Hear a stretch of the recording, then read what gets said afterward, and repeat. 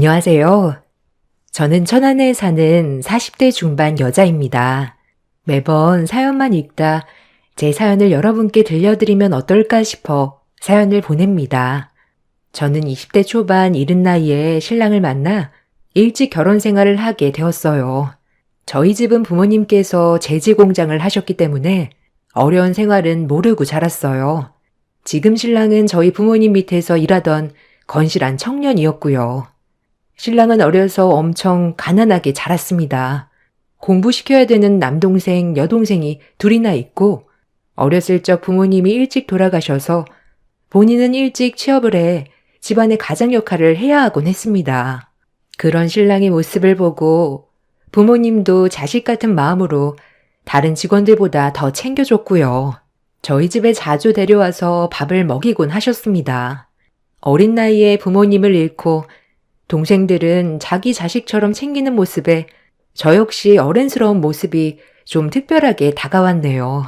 처음 마음을 확인하고 연애 시절 부모님께 들키지 않으려 얼마나 숨어서 연애했는지 지금 떠올려도 애틋한 기억입니다.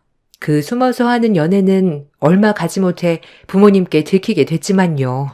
부모님께서는 신랑을 특별하게 아끼고 생각하신 건 맞지만 딸이 이 남자와 결혼을 하겠다고 하니 심하게 반대하셨습니다. 딸이 아무것도 가진 것 없는 남자에게 시집가 시동생들 뒷바라지나 하며 사는 걸 원하는 부모님은 없으니까요. 계속되는 반대에도 저희는 굳건했어요. 신랑은 저를 절대 고생시키지 않겠다고 저에게 약속했죠.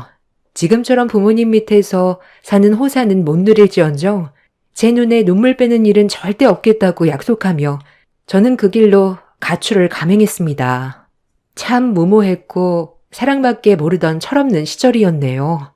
그렇게 신랑과 도망을 가 약소하게나마 결혼식을 치르고 저희는 정식 부부가 되었어요. 부모님 가슴에 대못을 박는 결혼이었지만 그래도 이 사람과 함께할 수 있어 행복했습니다.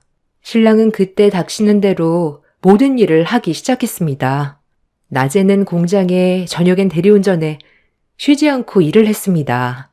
저 역시 학교를 다니다 결혼을 한 것이기 때문에 할 수 있는 일은 많이 없었지만 마트 아르바이트를 하며 살림의 보탬이 되었어요.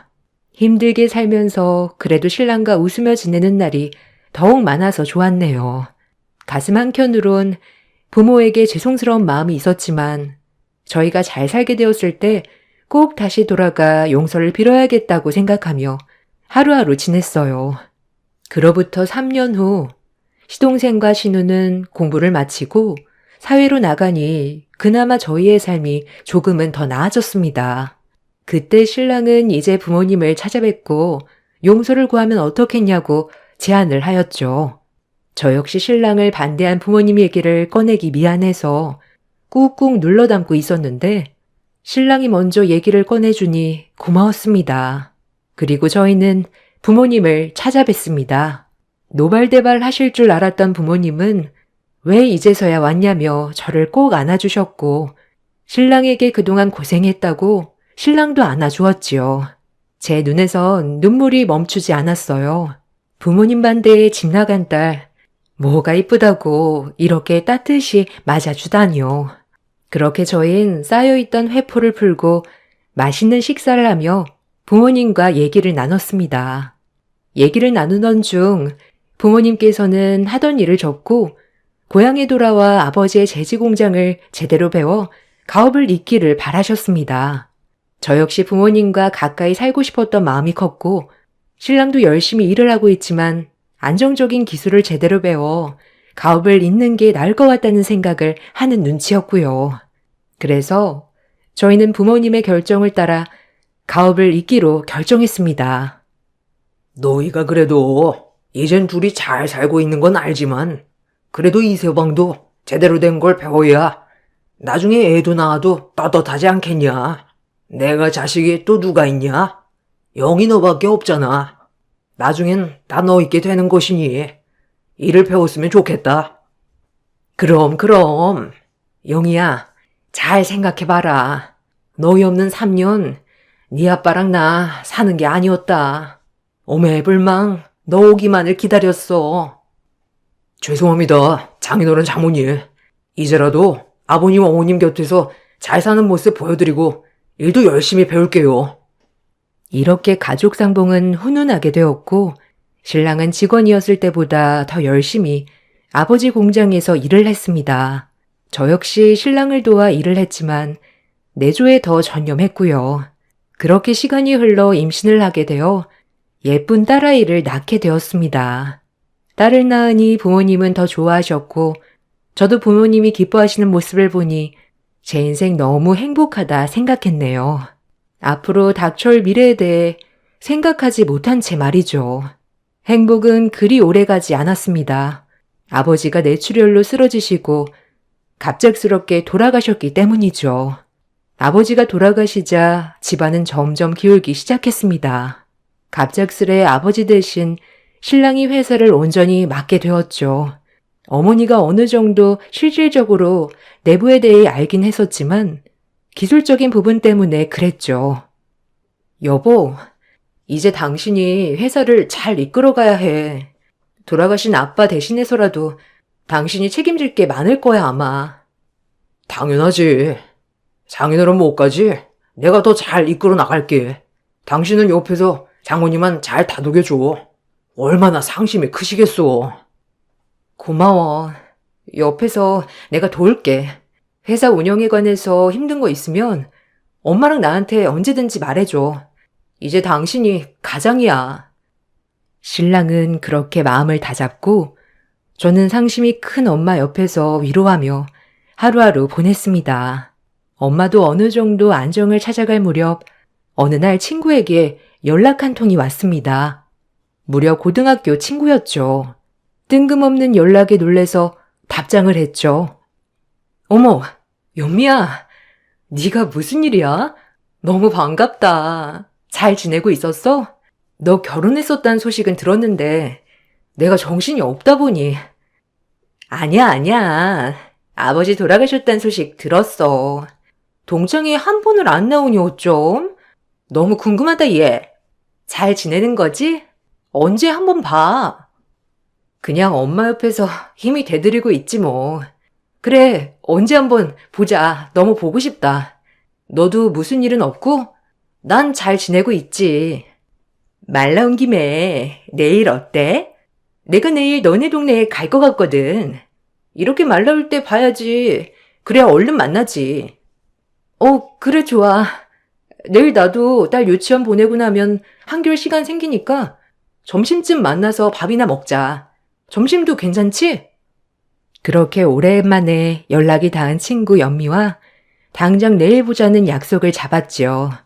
연미는 저희 고등학교 때 같은 반 친구입니다. 같은 반이기 때문에 친하게 지냈다. 성인이 되어 자연스레 멀어진 친구였죠. 그렇게 소식이 없이 지내다 아무래도 저희 아버지 부고 소식을 동창회에서 듣고 제 전화번호를 물어물어 연락을 했던 모양이었어요. 그래도 마음이 안 좋아 연락을 먼저 해준 친구에게 고마운 마음이었습니다. 그렇게 연미와의 약속을 잡고 연미를 만나는 날이 되었어요. 어머, 너무 반갑다. 어쩜? 더 이뻐졌니? 결혼했다는 소식은 들었는데 신랑은 잘해주고? 아이는 없는 거야? 응? 뭐 그냥. 넌? 어떻게 지내니? 어쩜 그렇게 소식을 딱 끊어. 내가 너 얼마나 궁금해했는데 그때 그 남자랑은 결혼했다며? 동창회도 한 번을 안 나오고 다들 너 궁금해하는데 이제 좀 동창회 좀 나와라. 얼마나 보고 싶었는데. 고마워. 응, 나 신랑이랑 잘 살고 있지. 지금은 신랑이 아버지 돌아가신 뒤로 가업이어서 일은 계속하고 있어. 엄마도 내가 모시고 있고. 아무래도 엄마 혼자 계시는 게 너무 마음에 쓰여서 같이 있는데 내 마음도 편하고 신랑도 본인 어머니처럼 잘 모시는 거 있지? 아무래도 어려서부터 아빠 엄마가 안 계시다 보니까 옆에서 우리 엄마 아빠가 많이 챙겨주기도 했잖아. 그럼 당연히 그래야지. 어디 너희 부모님한테 신세 많이 지었지 남편도. 그래도 너 잘 사는 거 보니까 너무 좋다 얘. 넌 어떻게 지내고 있어? 너무 내 얘기만 하는 것 같네. 어디 살아, 지금은? 여기 동네는 볼 일 있어서 잠깐 온 거야? 아, 사실, 나 이혼했어. 결혼해서 알고 보니 빚도 많았고, 매일 술만 마시고, 사는 게 아니었어. 그래서 이혼했어, 사실. 아, 저런. 내가 괜히 물어봤구나. 난 너 결혼했다는 소식만 듣고. 그럼 지금은 혼자 있는 거야? 혹시 어디 있어? 사실 지금 집 구하고 있긴 해. 그래서 이 동네로 집 좀 알아보러 온 거고. 그래도 이제 혼자니 뭐라도 해서 먹고 살아야지. 어머, 그랬구나. 그래, 이 동네는 너 어려서부터 지낸 동네니까 좀 낫겠다. 아무래도 아예 모르는 것보다야 낫지 안 그래? 이제 일도 슬슬 알아봐야 하는데 막상 내가 할 줄 아는 게 많이 없어서 일자리가 없더라고. 격리 자리 하나 나면 좋은데. 점은 그때 마침 저희 공장에 격리 자리를 구한다는 걸 생각해냈죠. 마침 공장엔 격리 직원을 추가로 한 명 더 구인 예정이었는데 학교 다니던 시절 연민은 똘똘했으니 격리 자리를 맡겨도 괜찮겠다 싶었어요. 그래서 남편에겐 물어보지도 않고 얼른 제안을 했네요. 그것이 지금 가장 후회하는 일입니다. 격리 자리를 제안하자 연민은 말이 떨어지기도 전에 수락했어요. 그럼 혹시 우리 공장에서 격리 일 한번 해볼래? 어려운 일은 없고 지금 같이 일하시는 분이 계신데 옆에서 보조만 잘해주면 될 거야. 마침 우리가 격리 보조 한 명 구하고 있는데 지금 너가 일을 구하고 있다면 우리 공장은 어때? 어머, 그러니? 어머, 그래도 돼? 사실 안정적인 격리 자리 구하고 있었거든. 나도 이제 자리를 잡아야 하고. 나야 좋지. 너무 고맙다, 얘. 그래, 친구 좋다는 게 뭐니? 너 학교 다닐 때도 똘똘해서 아마 잘할 것 같아. 내가 오늘 남편한테 얘기해볼게. 아마 괜찮을 거야. 아, 너무 고맙다, 정말. 어떻게 이 은혜를 갚니? 오랜만에 연락해서 일자리까지. 내가 정말 잘 되면 너한테 크게 한 통 낼게. 그렇게 연신 좋아하는 연미를 보니 저조차 남에게 좋은 일을 한 것 같아 마음은 가벼웠습니다. 그리고 신랑에게 말했죠. 오늘 연미라는 친구 만났는데 내 고등학교 동창 말이야. 일을 구하고 있는데 우리 공장에서 격리를 해보는 게 어떨까? 어? 친구? 믿을 만한 사람인 거야? 일하는데 가까운 사람 엮이면 안 좋은 경우도 많아서. 그래도 우리도 필요하긴 하니까. 그치. 우리도 필요하긴 하니까 그냥 상부상조한다 생각하자. 뭐 그렇게 엮일 일 많이 없을 것 같기도 하고. 고마워, 여보. 신랑의 허락으로 연미는 그렇게 저희 공장에 취직하게 되었습니다. 연미가 저희 공장에 취직하자 저와 더 가깝게 지내게 되는 날이 많았고요. 오히려 옆에 친구가 있으니 말동무도 하고 못할 말도 상담하며 좋았습니다. 연미도 일을 열심히 해줬고요. 그렇게 시간이 흘러 연미도 일에 적응을 하였고 신랑도 열심히 일을 한 덕분에 공장을 제2 공장까지 오픈하며 사업을 확장시켰습니다. 아무것도 없이 어려서부터 맨몸으로 살아온 신랑. 그래도 사업 수완 좋아 친정 부모님 공장까지 사업 확장시켜 열심히 살아가는 모습에 너무 존경스러웠어요. 그런데 사업이 확장된 이후부터 신랑은 저를 공장에 자주 나오지 못하게 하는 일이 늘어갔습니다. 확장하기 전엔 제가 간간히 가서 회계 장부도 보고 일에 관련하여 많이 참여를 했었는데 이젠 가정에만 신경 써줬으면 좋겠다는 말과 함께 공장에 나오지 않았으면 좋겠다고 말이죠. 너무 서운했어요. 그래도 같이 운영하는 공장인데 딸아이 교육에 더 신경 쓰면 좋겠다고 못 나오게 하는 것이었습니다. 그래서 엄마에게 속상함을 토로했네요. 엄마, 이제 이 서방이 공장 일보다는 가정에 더 신경 썼으면 좋겠다고 하네. 이게 맞는 걸까? 그래도 아빠가 하셨던 건데. 그래도 이 서방이 사업 수완이 좋아. 사업도 확장시키고 너 위해서 지금이라도 쉬었으면 좋겠다 싶어 말한 거 아닐까? 그치. 그 사람이 당연히 나 쉬라는 식으로 말했는데, 이젠 내 도움이 하나도 필요 없다고 들려서 속상하네. 괜한 마음인가? 에휴, 좋게 생각해요. 그래도 이서방 같은 사람이 어딨냐? 일도 잘하고, 가정에도 충실하고, 나한테도 잘하는 거 봐라. 너네 결혼 처음에 그렇게 반대했던 게, 난 이서방 볼 때마다 미안해. 우리 딸 고생할까봐 그랬던 건데, 좋게 시켜줄걸. 에이, 엄마는 무슨 언제적 얘기를 하는 거야. 이서방도 엄마 아빠 마음 알았을 거야. 에휴, 괜히 얘기했다. 나 위해서 한 얘긴데. 그래, 무조건적으로 믿어줘. 이서방 같은 사람 없다, 요새. 엄마는 이제 죽어도 여한이 없어. 지금은 너 잘 사니까.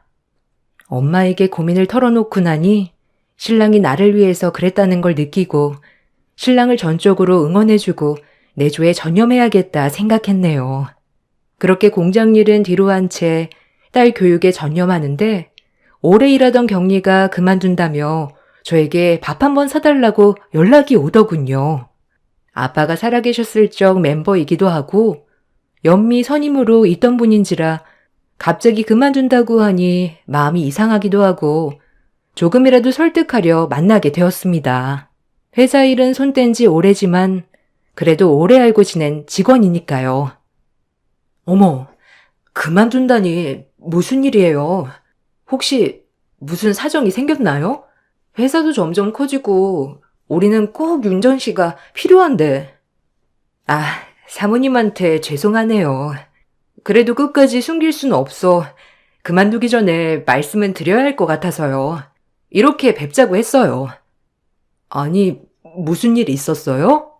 윤정 씨가 이렇게 갑자기 그만둘 사람이 아닌데 혹시 회사에 안 좋은 일이 생긴 거예요? 사모님, 놀라지 말고 들으세요. 신연민 씨 얼마나 믿으세요? 아니, 사장님은요? 사모님 일에 손 떼지 마시고 회사 경영에 적극적으로 참여하셨으면 좋겠어요. 그래야 돌아가신 전 사장님이 편하게 눈을 감으실 테니까요. 지금 회사 그 두 사람이 멋대로 운영하고 있어요. 마음에 안 드는 직원은 자기 입맛에 맞는 직원으로 바꾸고 회계장부도 엉망이고요. 법인 지출도 이유 없이 많아졌어요. 회사 규모가 커졌다곤 하지만 그 정도 법인 지출은 말이 안 되거든요. 지금이라도 사모님이 적극 신경 쓰세요. 아, 지금 내가 무슨 말을 들은 건지. 그러니까 윤정 씨 말은 지금 우리 그이랑 연미랑 둘이서 짜고 회사를 자기네 멋대로 하고 있다는 거예요? 아니, 그 전에 둘이 무슨 사이인데 둘이 그러죠? 다른 직원들은 뭐하고, 아니, 윤정 씨는요? 저 역시도 그들이 마음에 안 들어하는 대상 중 하나죠. 왜냐면 돌아가신 사장님과 가까웠고 사모님이랑도 가까우니까요. 아마 저도 제가 그만두기 전에 말도 안 되는 이유로 해고당할 수 있기에 제가 먼저 그만두는 겁니다. 사모님, 꼭 회사 지키셔야 해요. 알겠죠? 그게 돌아가신 사장님을 지키는 길이니까요. 이 공장이야말로 돌아가신 사장님의 혼이 담긴 것 아니겠어요? 아, 지금 뭐가 뭔지 너무 혼란스럽네요. 윤정 씨, 일단 모른 척 해주세요. 오늘 저 만난 것도요. 제가 더 정확하게 알아볼게요. 너무 혼란스러웠습니다. 잘 돌아가고 있던 회사를 신랑이 그런 식으로 운영해 오고 있고 아버지가 살아계실 때 남아있던 직원들은 거의 말도 안 되는 이유로 해고시키고 마음에 드는 직원으로 교체 중이라니요. 그리고 연미랑은 무슨 사이길래 둘이 그러는지 집에 와 딸아이 자는 모습을 보며 많이 울었습니다. 지금껏 제가 믿고 살았던 신랑이 제가 알던 신랑이 맞나 싶었죠. 그래서 저에게 공장에는 나오지 말라고 했던 거구나 싶어 많이 허탈했네요. 지금부터 연미와 신랑이 무슨 일을 꾸미는지 알아야 했죠. 일단 신랑에게 비밀로 하고 신랑의 행동 하나하나 추적해야겠다고 생각했습니다. 그리고 다음 날이 되어 출근하는 신랑을 뒤쫓아 다녔죠. 역시 윤정 씨 말대로 연미랑은 보통 사이가 아니었어요. 아마 꽤 깊어 보이는 사이 같았고요. 밥도 둘이만 따로 나가 먹으러 다니고 밥 먹고 나왔을 때 팔짱 끼는 모습하며 그냥 연인 사이라고 해도 믿을 뻔했네요. 믿었던 신랑 그리고 제일 친한 친구의 바람이라 정말 하늘이 무너지는 것 같았습니다. 이젠 아무도 믿어서는 안 되겠다 생각했어요. 신랑만 믿고 있는 친정엄마를 생각해서라도 제가 회사에 뛰어들어야겠다고 다짐하였어요. 딸과 엄마를 지키기 위해 집으로 돌아와 신랑이 퇴근하기만을 기다렸습니다. 퇴근하고 온 신랑에게 공장 일을 본격적으로 할 것이라고 선전포고를 하기 위해서였죠. 신랑은 아무렇지도 않은 평소처럼 다정한 얼굴을 하고 퇴근을 하였습니다. 제 몸에 소름이 끼치는 순간이었어요. 나왔어. 장모님, 저 왔습니다. 우리 공주님, 오늘 공부 열심히 했나? 아휴, 힘들다. 오늘은 바빠서 그런지 더 지치네. 왔어? 밥은 먹었고? 일단 씻고 밥부터 먹자. 할 얘기도 있고. 아참, 윤정 씨 그만둔다고 하던데 자기 뭐 알고 있는 거 있어? 윤정 씨가 그래? 그만둔다고는 하더라고, 참. 아니, 나야 모르지, 뭐. 나이도 있고 본인 회사도 아니니 다들 열정 없는 거 아니겠소? 영미 씨가 있으니 그래도 회사는 괜찮을 거야. 자기 친구 일 하나는 정말 잘하거든. 자기도 너무 회사 일은 신경 쓰지 마. 어떻게 신경을 안 써? 윤정 씨는 아빠가 계셨을 때부터 믿고 맡겼던 직원인데. 그래서 말인데 회사 일 다시 시작할까 해? 뭐? 아니, 정민이 교육은 어쩌고. 이제 고학년 되면 더 엄마 손이 필요할 텐데 회사 일은 신경 쓰지 말라니까. 난 당신이 정민이 교육에 힘썼으면 좋겠는데. 장모님도 예전 같지 않잖아. 몸도 많이 쇠약해 주셨고 자기는 가정을 돌보는 게 나을 것 같은데. 기어코 말리더군요. 딸아이 교육과 요즘 부쩍 쇠약해진 엄마의 건강관리를 위해서요. 이쯤 되니 정말 화가 났습니다. 자기 왜 이렇게 내가 회사 나가는 거 말리는 거야? 나한테 비밀 생긴 거 아니지? 자기가 이렇게까지 날 말리니까 의심스럽네? 아니, 무슨 말을 그렇게 해?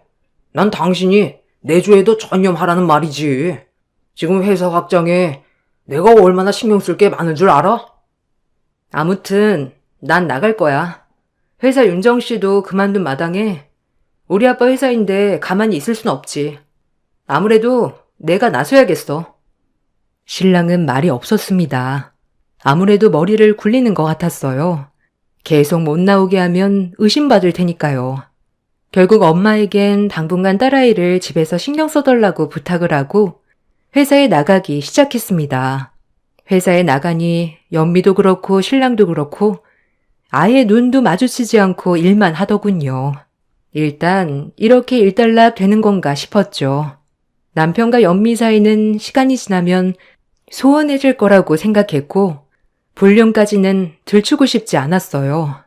그동안 저희를 위해 몸바쳐 일한 남편, 한 번쯤 눈 감아주고 싶었던 마음과 우리 딸, 우리 엄마를 생각하면 그냥 나 혼자 넘어가자라고 생각했네요. 정말 미련하고 미련한 짓이었지만요. 이제 회사의 모든 보고들을 저에게 먼저 컨펌받고 사장에게 들어가는 수순이다 보니 남편도 어쩌지 못했어요. 연미는 나날이 표정이 안 좋았습니다. 은혜도 모르는 사람, 우리 남편이랑 바람을 피다니 그래놓고 나에게 아무렇지 않은 척 말을 붙여왔죠. 영희야, 요즘 안 피곤하니? 넌 니네 딸도 신경 써야 하고 어머님도 요새 몸이 안 좋으시다며 회사 나와도 되는 거야? 당연하지. 이제 정민이도 고학년이고 엄마도 혼자서 밥을 잘 차려 드셔. 내가 이제 회사를 신경 써야지. 아빠 회사인데. 아, 그래? 그래도 네 신랑 아니었음 이렇게까지 클 수 있었겠니? 옆에서 보면 대단하신 것 같아. 이가 부득부득 갈렸죠. 내 남편 자랑을 자기가 하는 꼴이라니.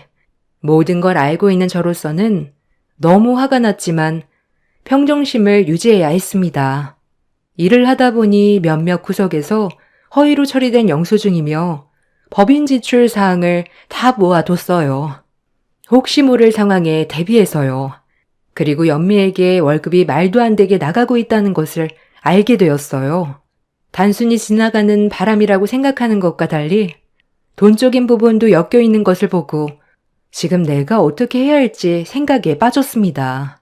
남편에게 내가 알고 있다는 사실을 말하고 조용히 정리를 하라고 해야 하나? 아님 지금처럼 다시 돌아오기만을 바라야 하나 싶었어요. 하루하루 그렇게 버텨가고 있었을 즈음 회사의 윤정 씨를 복직시켰습니다. 아무래도 나보다 회사에 대해 더 잘 알고 있는 사람이니까요. 남편은 반대했지만 윤정 씨도 다시 하고 싶다는 생각을 비춰 강력하게 복직시켰죠. 그래도 천군만마를 얻은 것 같았지요.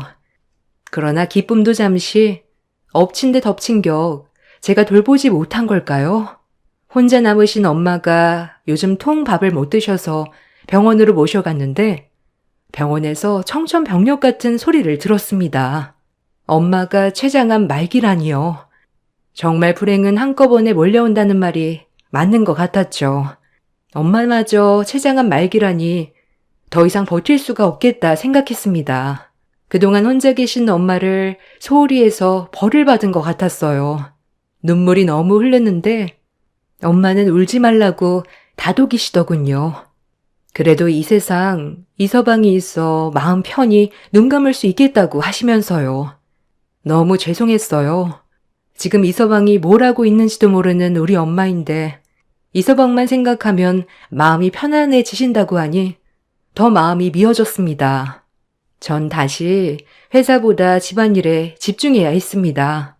남편은 옳다구나 싶어 제가 가정에 집중하게 되자 바쁘다는 핑계로 외박과 늦게 들어오는 일이 잦았고요. 그래도 엄마가 지금 중요하니 꾹 참았습니다.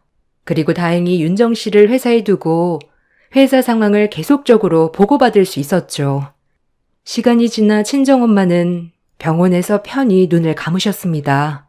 눈 감던 그 순간까지 사위는 바쁘다는 핑계로 임종도 지키지 못하였죠. 엄마를 보내고 나서 많은 생각을 하게 되었어요. 엄마에게 좋은 모습만 보여드렸으니 되었다 싶었죠.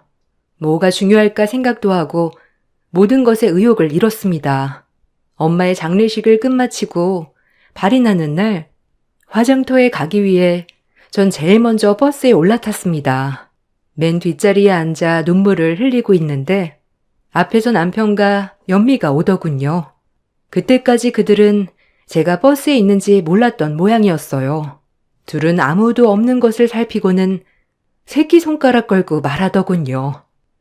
자기야, 이제 약속하는 거다. 사망보험금이랑 또 회사 지분이랑 하면 이게 얼마야? 자기 진짜 고생 많았어. 이제 다 왔다. 자, 약속. 애엄마 모르게 빼돌린 거라 장모 사망보험금이랑 다 내 통장에 들어오기로 했으니까 걱정은 안 해도 돼. 돈 욕심 많은 사람도 아니고 그냥 사망보험금도 내 통장에 들어오는 거 가지고 뭐라 할 사람 아니거든. 얼마나 나를 믿는데. 영희한테 미안하지만 내 인생 자기를 만난 게 큰 축복이야. 아, 정말. 어머님 고맙습니다. 눈 감아주셔서요. 자기는 내가 숨 쉴 수 있는 구멍이야. 얼마나 갑갑한데 그 집구서. 아주 공주처럼 자라서 사는 내내 숨 막혔다고 아주. 하늘이 무너지는 기분이었습니다. 그동안 다정다감하고 저희 부모님을 살뜰히 생각했던 남편이 저런 얼굴이었다니 이가 갈렸습니다. 이제 눈 감고 남편이 돌아오기만을 기다리면 안 될 것 같았어요. 그리고 평생 내가 믿고 살았던 남자 무너뜨려야겠다고 생각했습니다. 화장을 마치고 다독여주는 남편을 뒤로 한 채 잠깐 나갔다 온다고 하고 변호사 사무실부터 찾았네요. 알고 보니 남편이 빼돌린 재산이랑 엄마 사망보험금까지 다시 가져올 수 있는지 저에게 위자료랑 정신적 피해 보상 금액까지 전부 상담하고 나왔습니다.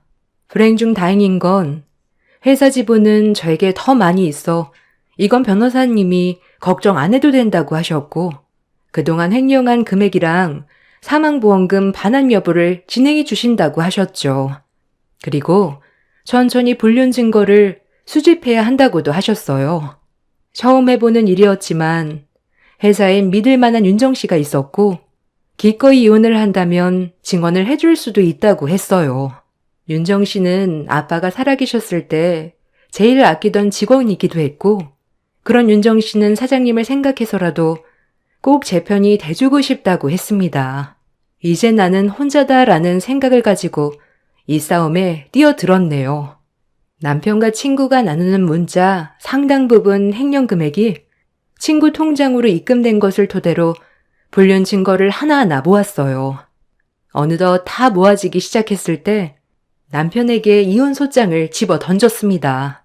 그리고 회사에서 나가줄 것을 요구했어요. 다른 말 하지 않을게. 눈 감으려고도 했고 이혼해 보려고도 했는데 도저히 못 참겠다.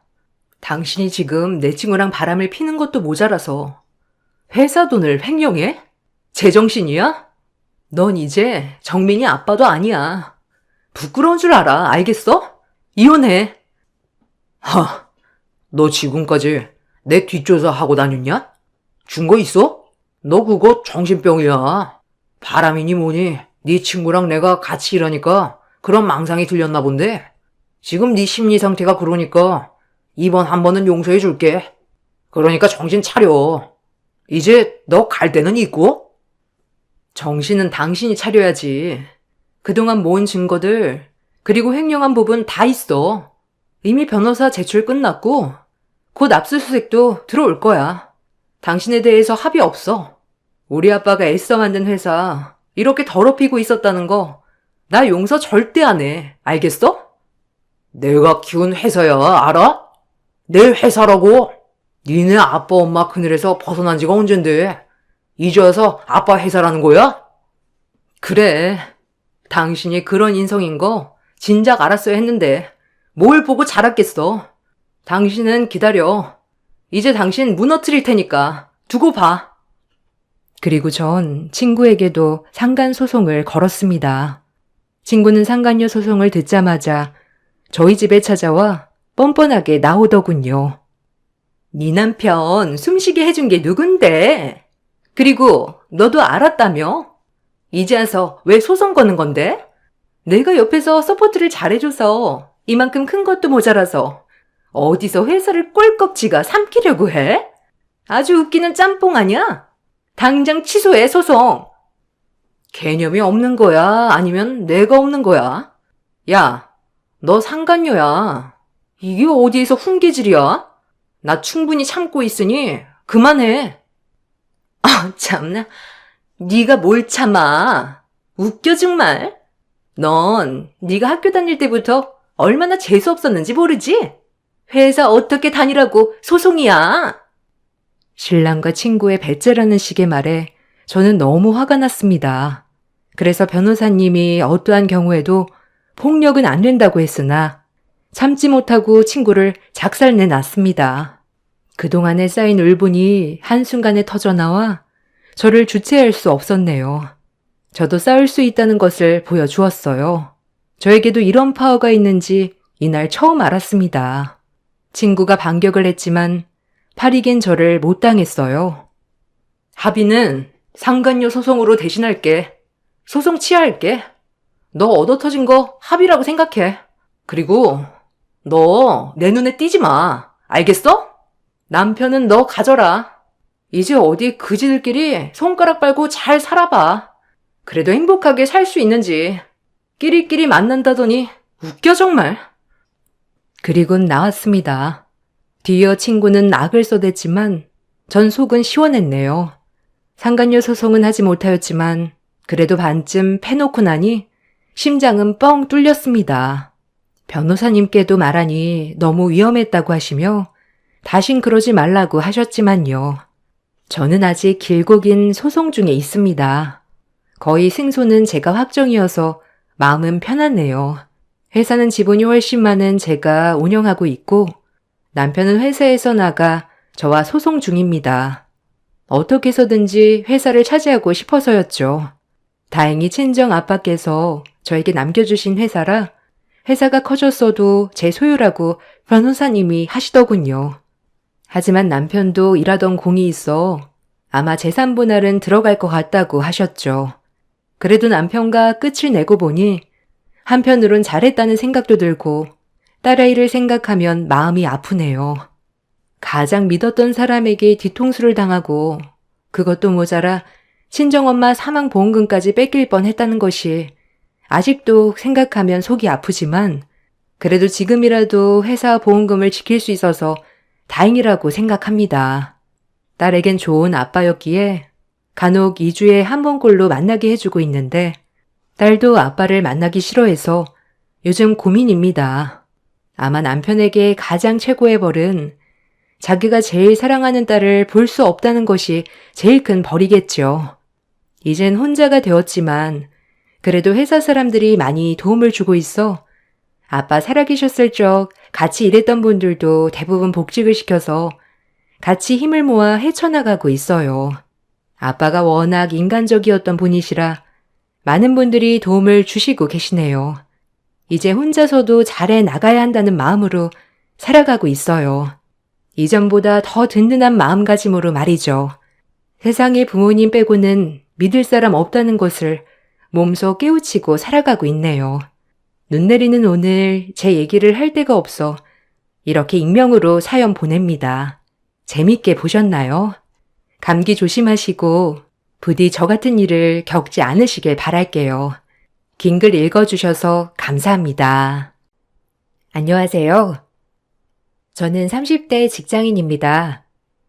많은 분들의 사연을 들으면서 세상 참 많은 사람들이 있구나 싶었는데 사실 제 주변에서도 참 독특한 사람들이 많이 있더라고요. 그 독특한 사람들을 여러분들에게 소개해드리고자 이렇게 사연을 쓰게 되었습니다. 저에게는 소금보다 더 짠 남편이 있었어요. 결혼을 하기 전 연애를 할 때는 사실 저에게 쓰는 돈도 많았고 데이트 비용도 많이 썼기 때문에 그렇게 알뜰살뜰할 줄이야 꿈에도 생각을 못했죠. 다만 제가 결혼 전 가지고 있었던 아파트가 있었는데 그 사실을 알고선 남편이 엄청 좋아했던 기억이 있어요. 어쨌든 다정다감하면서도 모든 솔선수범한 남편의 성격을 보고서 전 결혼을 결심하게 되었습니다. 근데 결혼을 하고 보니 남편은 짠돌이도 이런 짠돌이가 없더라고요. 몸에 정말 소금이 나오겠다 싶을 정도였죠. 근데 그게 시모한테 배운 거더라고요. 처음 시댁에 밥을 먹으러 갔을 때 상황을 전 아직도 기억이 납니다. 오늘 옆집에서 생선을 줬거든. 옆집 아저씨가 낚시를 좋아한다더라고. 친하게 지내면 자주 생선 줄 것 같아. 아니 이렇게 비싼 생선 언제 배부르게 먹어? 안 그래도 우리 아들 생선 좋아하는데 엄마가 잔뜩 구웠으니까 오늘 많이 먹고 가렴. 우리 며느리도 밥 많이 먹고. 우리가 원래 이렇게 반찬 많이 하지 않는데 우리 며느리 온다고 해서 더 차려봤어. 아, 어머님 감사합니다. 맛있게 먹을게요. 근데 어머님, 가시 왜 여기 냄비에다 두세요? 이거 찌개 끓여서 먹으려고 재료 넣어두신 거 아니에요? 제가 가시 놓을 접시 하나 가지고 올까요? 아까부터 봤는데 남편이 여기 냄비 안에다가 가시 발라서 넣어두길래요. 아, 그거? 예.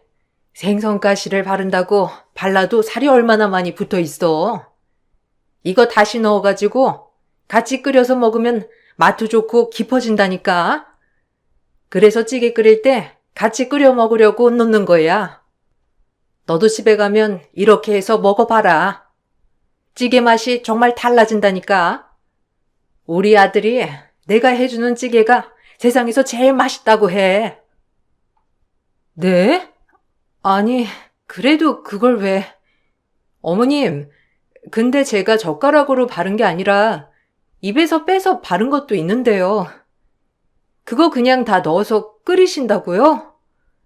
아니, 그러지 마시고 그건 버리시고 큰 뼈만 넣어서 끓이시는 게 좋지 않아요? 장가시는 나중에 먹을 때도 불편하잖아요. 보통 횟집에서도 매운탕 끓일 때에는 큰 뼈만 넣어서 끓이니까 그런 식으로 하시는 게 더 편하지 않아요? 뭐 그거나 뭐가 다르니? 생선 장가시도 푹 끓이면 나중에 씹어서 먹을 정도로 물러지니까 괜찮아. 그리고 식구끼리 입에 들어가고 나오고 하는 거 너무 더럽다 생각하면 안 되는 거야. 네가 아직 적응이 안 돼서 그런 거지. 계속 보다 보면 그렇구나 하고 넘어가게 되는 거라니까. 이런 것도 뱃속에 들어가면 다 똑같으니까 너무 불편하다 생각하지 말고 편하게 먹어. 그래, 여보 왜 이렇게 예민하게 굴어, 식구끼리. 엄마가 해준 찌개 진짜 맛있어. 나중에 우리 여기서 저녁도 먹고 갈까? 엄마가 이렇게 점심에 생선 바르면 저녁에 찌개 해주시거든? 그거 엄청 진하고 맛있어. 우리 같이 먹고 가자. 역시 생선을 먹으니까 너무 맛있네. 옆집에서 이런 것도 자주 주나 봐, 엄마. 우리도 인사해가지고 친하게 지내자. 혹시 몰라. 우리한테도 생선 나눠줄지도. 생선을 손질하면서 큰 뼈와 생선 머리를 넣어서 끓이는 줄 알았던 생선찌개는 구운 생선 가시를 바르고 난 후에 남은 가시까지 다 싹 다 넣어서 끓였던 것이었어요. 그것뿐만 아니라 고기를 삶거나 구워 먹은 이후에 나오는 뼈도 버리지 않고 육수를 내는 데 사용을 하셨죠. 그 사실을 알고 난 후로 전 시댁에서 국물 요리는 아예 손도 대지 않았습니다. 음식뿐만 아니라 하나하나 먹을 것을 다 아끼고 재사용하고 재활용도 했어요. 그 중에서 가장 많이 아끼는 건 역시나 공과금 관련된 부분이었는데 특히나 집에서 전등을 켜놓고 있는 걸 남편은 참지 못했어요. 비가 와서 어두컴컴한 상태에서도 낮에는 불을 전혀 킬 수 없었죠. 여보, 뭐해? 오늘 출근 안 하고 집에서 근무하기로 했어? 나도 오늘 출근 안 하는데. 근데 집안 불은 왜 이렇게 다 켜놓은 거야? 여보, 이렇게 하면 전기세 엄청 나오는 거 몰라? 하여튼 덤벙거리기는.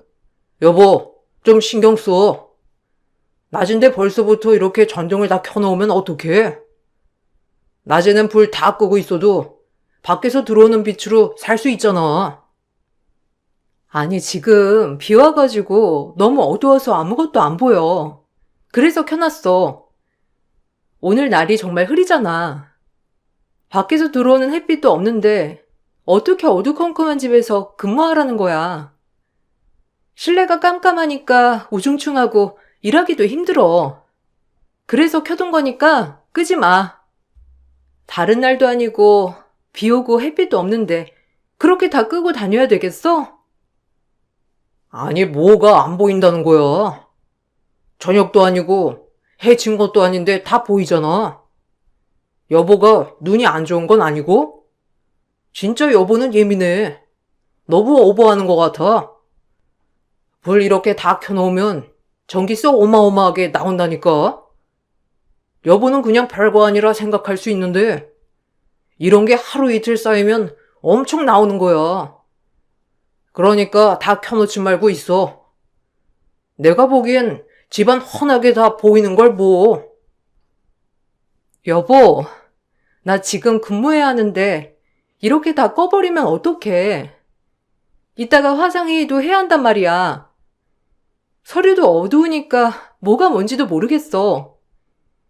다른 곳은 그렇다 치더라도 내가 있는 곳은 그냥 켜뒀으면 좋겠어. 난 이렇게 환하게 있는 게 좋아. 그렇게 잘 보이면 당신 있는 방에만 꺼둬. 당신 노트북에서 불빛 나오잖아. 그걸로 주변 다 보이는데 무슨 소리를 하는 거야? 노트북 전기세도 만만치 않은데 그냥 회사 가서 근무하지 왜 여기서 이렇게 전기 낭비하고 있어? 당신네 회사도 웃긴다. 아예 푹 쉬게 하는 것도 아니고 돈 더 줄 것도 아니면서 집에서 전기세까지 다 감당하면서 근무하라니. 그냥 노트북 불빛으로 근무하면 안 되는 거야? 당신 무슨 소리를 하는 거야? 이러다가 내 눈도 나빠지겠어. 전에는 당신이 불 다 끄고 다니는 거 그런가 보다 했는데 이번에는 좀 이해해줘야 하는 거 아니야? 방 전등은 켜두게 해야지. 자꾸 이런 걸로 좀 싸우지 말자. 적어도 일할 때는 나 좀 편하게 해줘. 서류도 봐야 하는데 글씨도 잘 안 보이고 이러다가 언제 일 끝낼 수 있을지 모르겠어.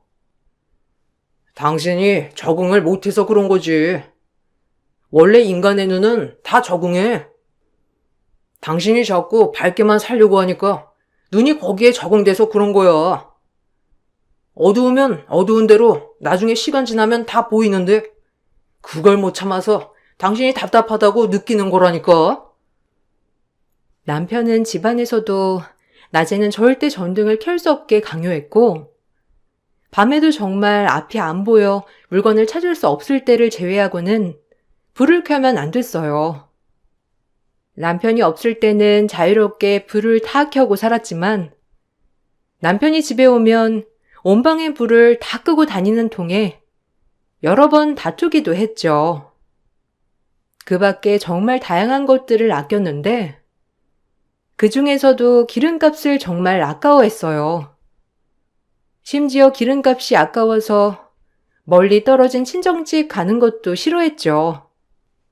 명절이나 기념일 때도 웬만하면 안 가려고 버티다 보니 저와도 정말 많이 싸웠어요. 딱 하나 아끼지 않는 것이 있었는데 바로 시댁 관련된 것이었어요. 이상하게 남편은 시댁 관련해서 돈 쓰는 것에는 아끼지 않는 듯 보였어요. 나 이번 주말에 친정에 좀 다녀올게. 엄마가 뭐 좀 필요하시다고 사러 가자고 하시는데 이번에 차 가지고 가서 같이 가야 될 것 같아. 당신이 같이 갈 필요는 없을 것 같은데 이번 주말에 내가 차 좀 쓸게.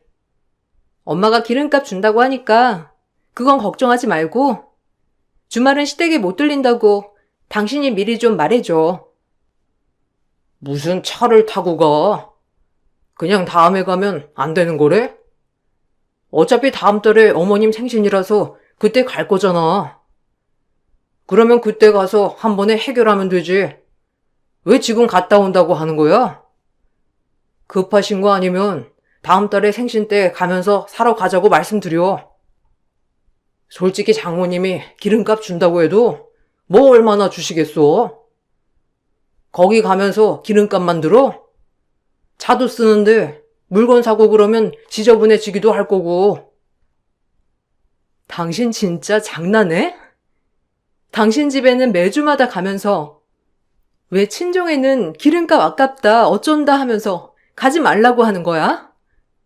지금 나랑 싸우자는 거야? 그렇게 따지면 시댁은 왜 그렇게 자주 가는데? 거기 가는 기름값은 안 아까운가 봐? 그리고 내가 차를 험하게 쓰는 것도 아니고 나도 좀 친정에 편하게 가자. 매번 버스 타고 가라고 하고 그러는 건 너무한 거 아니야? 아니, 우리 집은 차로 5분밖에 안 걸리잖아.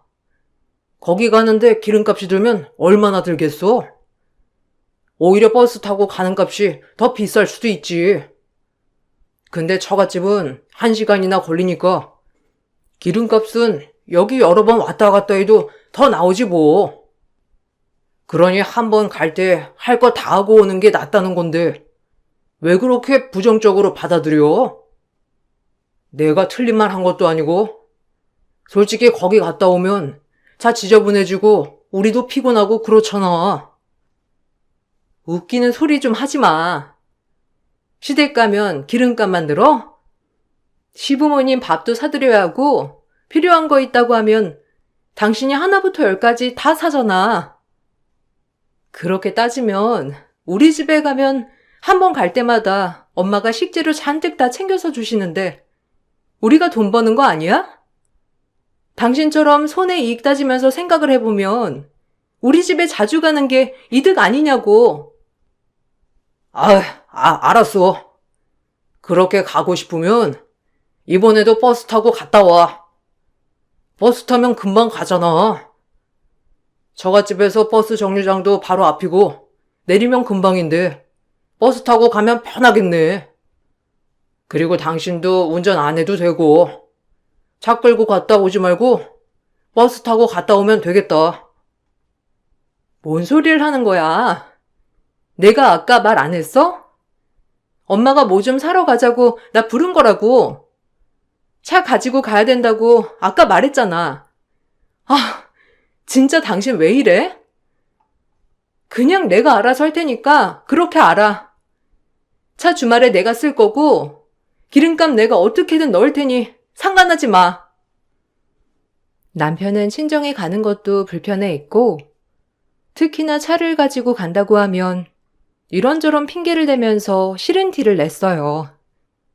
그렇지만 시댁에 갈 때는 꼭 저와 같이 가서 있어야 하고 밥도 사드려야 했죠. 이런 일들이 반복되면서 저는 슬슬 기분이 나빠지기 시작했어요. 그렇다고 시댁에 제가 잘 못하는 건 아니었어요. 항상 시댁에 갈 때마다 외식을 했었는데 유명한 맛집에 모시고 가면 온갖 타박을 하면서 민망하게 하셨죠. 아이고, 여기가 비싼 곳이라고 하길래 내가 잔뜩 기대를 했는데 어떻게 집에서 끓여 먹는 라면만도 못하니? 에휴, 아니 이런 곳에 누가 와? 여기가 진짜 맛집은 맞기나 한 거니? 여기 누가 알아본 거야? 보나마나 우리 며느님이 알아봤겠지? 아니 너는 이런 거 잘 알아보지도 않고 데리고 오는 거야? 그냥 보기에만 좋지. 먹기는 불편하고 맛도 별로 없구먼. 어머님, 지금 어머님 그거 몇 번이나 리필하신 거 알고 계신 거죠?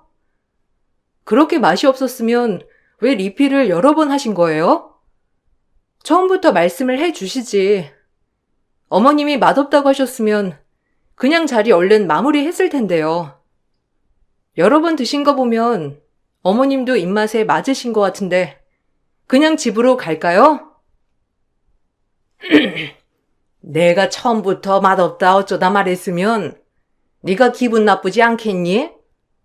너 생각해서 그래도 지금껏 꼭꼭 참아서 먹었는데 난 영 입맛에 안 맞아서 안 되겠다. 그래도 우리 아들이 고생해가지고 번 돈으로 여기까지 데리고 온 건데 그냥 갈 수야 없지. 돈 아까워서라도 내가 이거 리필 계속해서 먹어야 되겠다. 근데 여긴 진짜 우리 입맛에는 안 맞는다.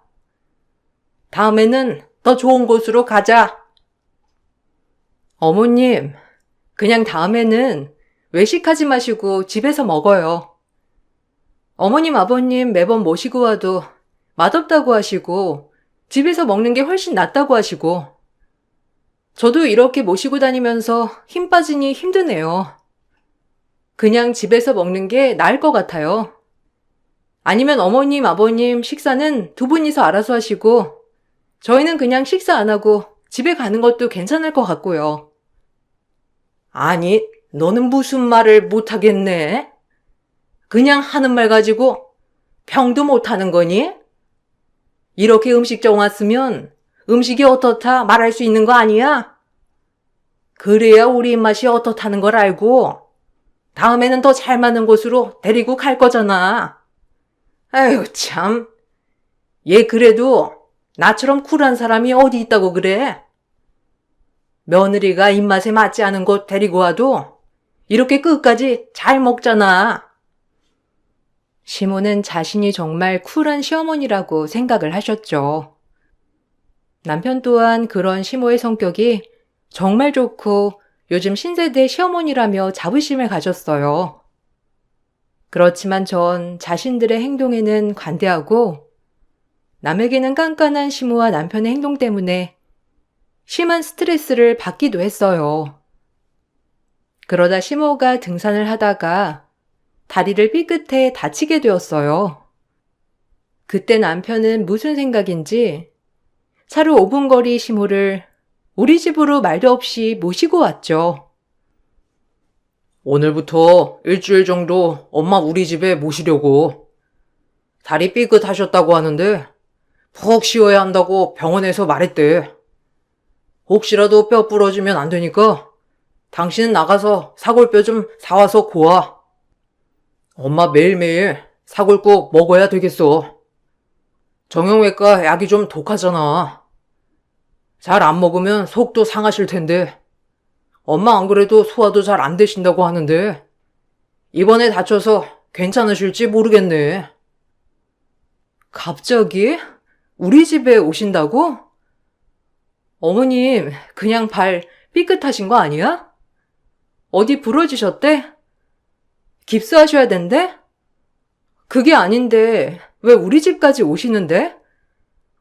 아니, 그리고 아버님도 계시는데 당신이 왜 오버해서 우리 집으로 모시고 와? 그러지 말고 시댁에 모셔다 드려. 사골은 내가 집에서 고을 수 있는데 사골뼈 당신이 나가서 사오고. 이게 무슨 난리야? 너야 젊어서 지금 엄마 상태를 잘 모르는 거지. 원래 엄마 나이 때 되면 뼈 살짝만 삐끗해도 금방 부러지고 안 좋아지는 거야. 지금 이렇게 아플 때 잘해드려야 나중에 문제 안 생긴다니까. 그리고 내가 평생 모시자고 한 것도 아니고 고작 일주일인데 그걸 못 해드려?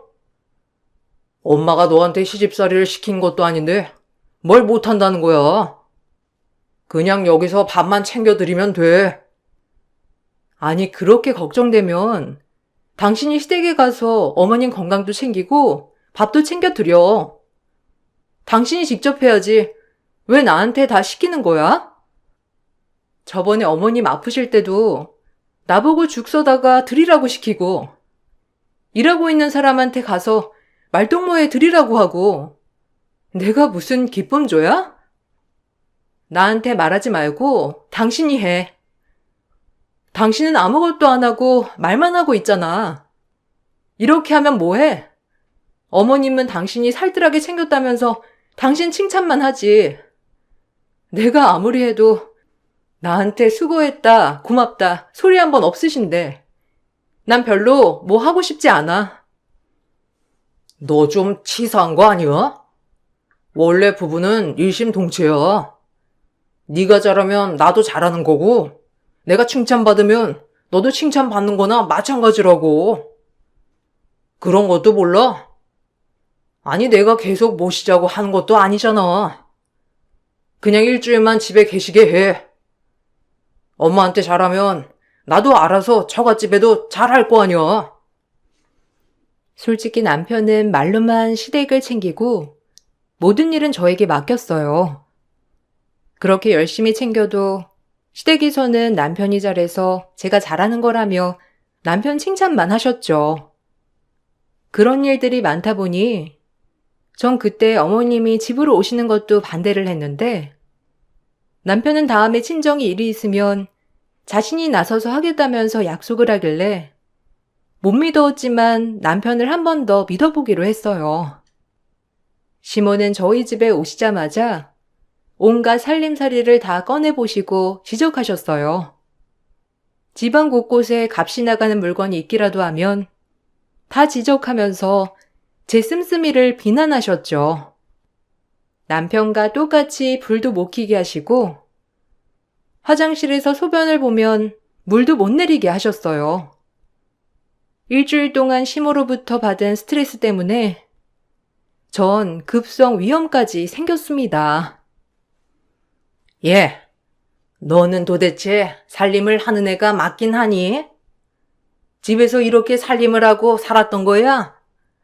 아니 온 집안 불은 왜 이렇게 켜고 다니는 거야?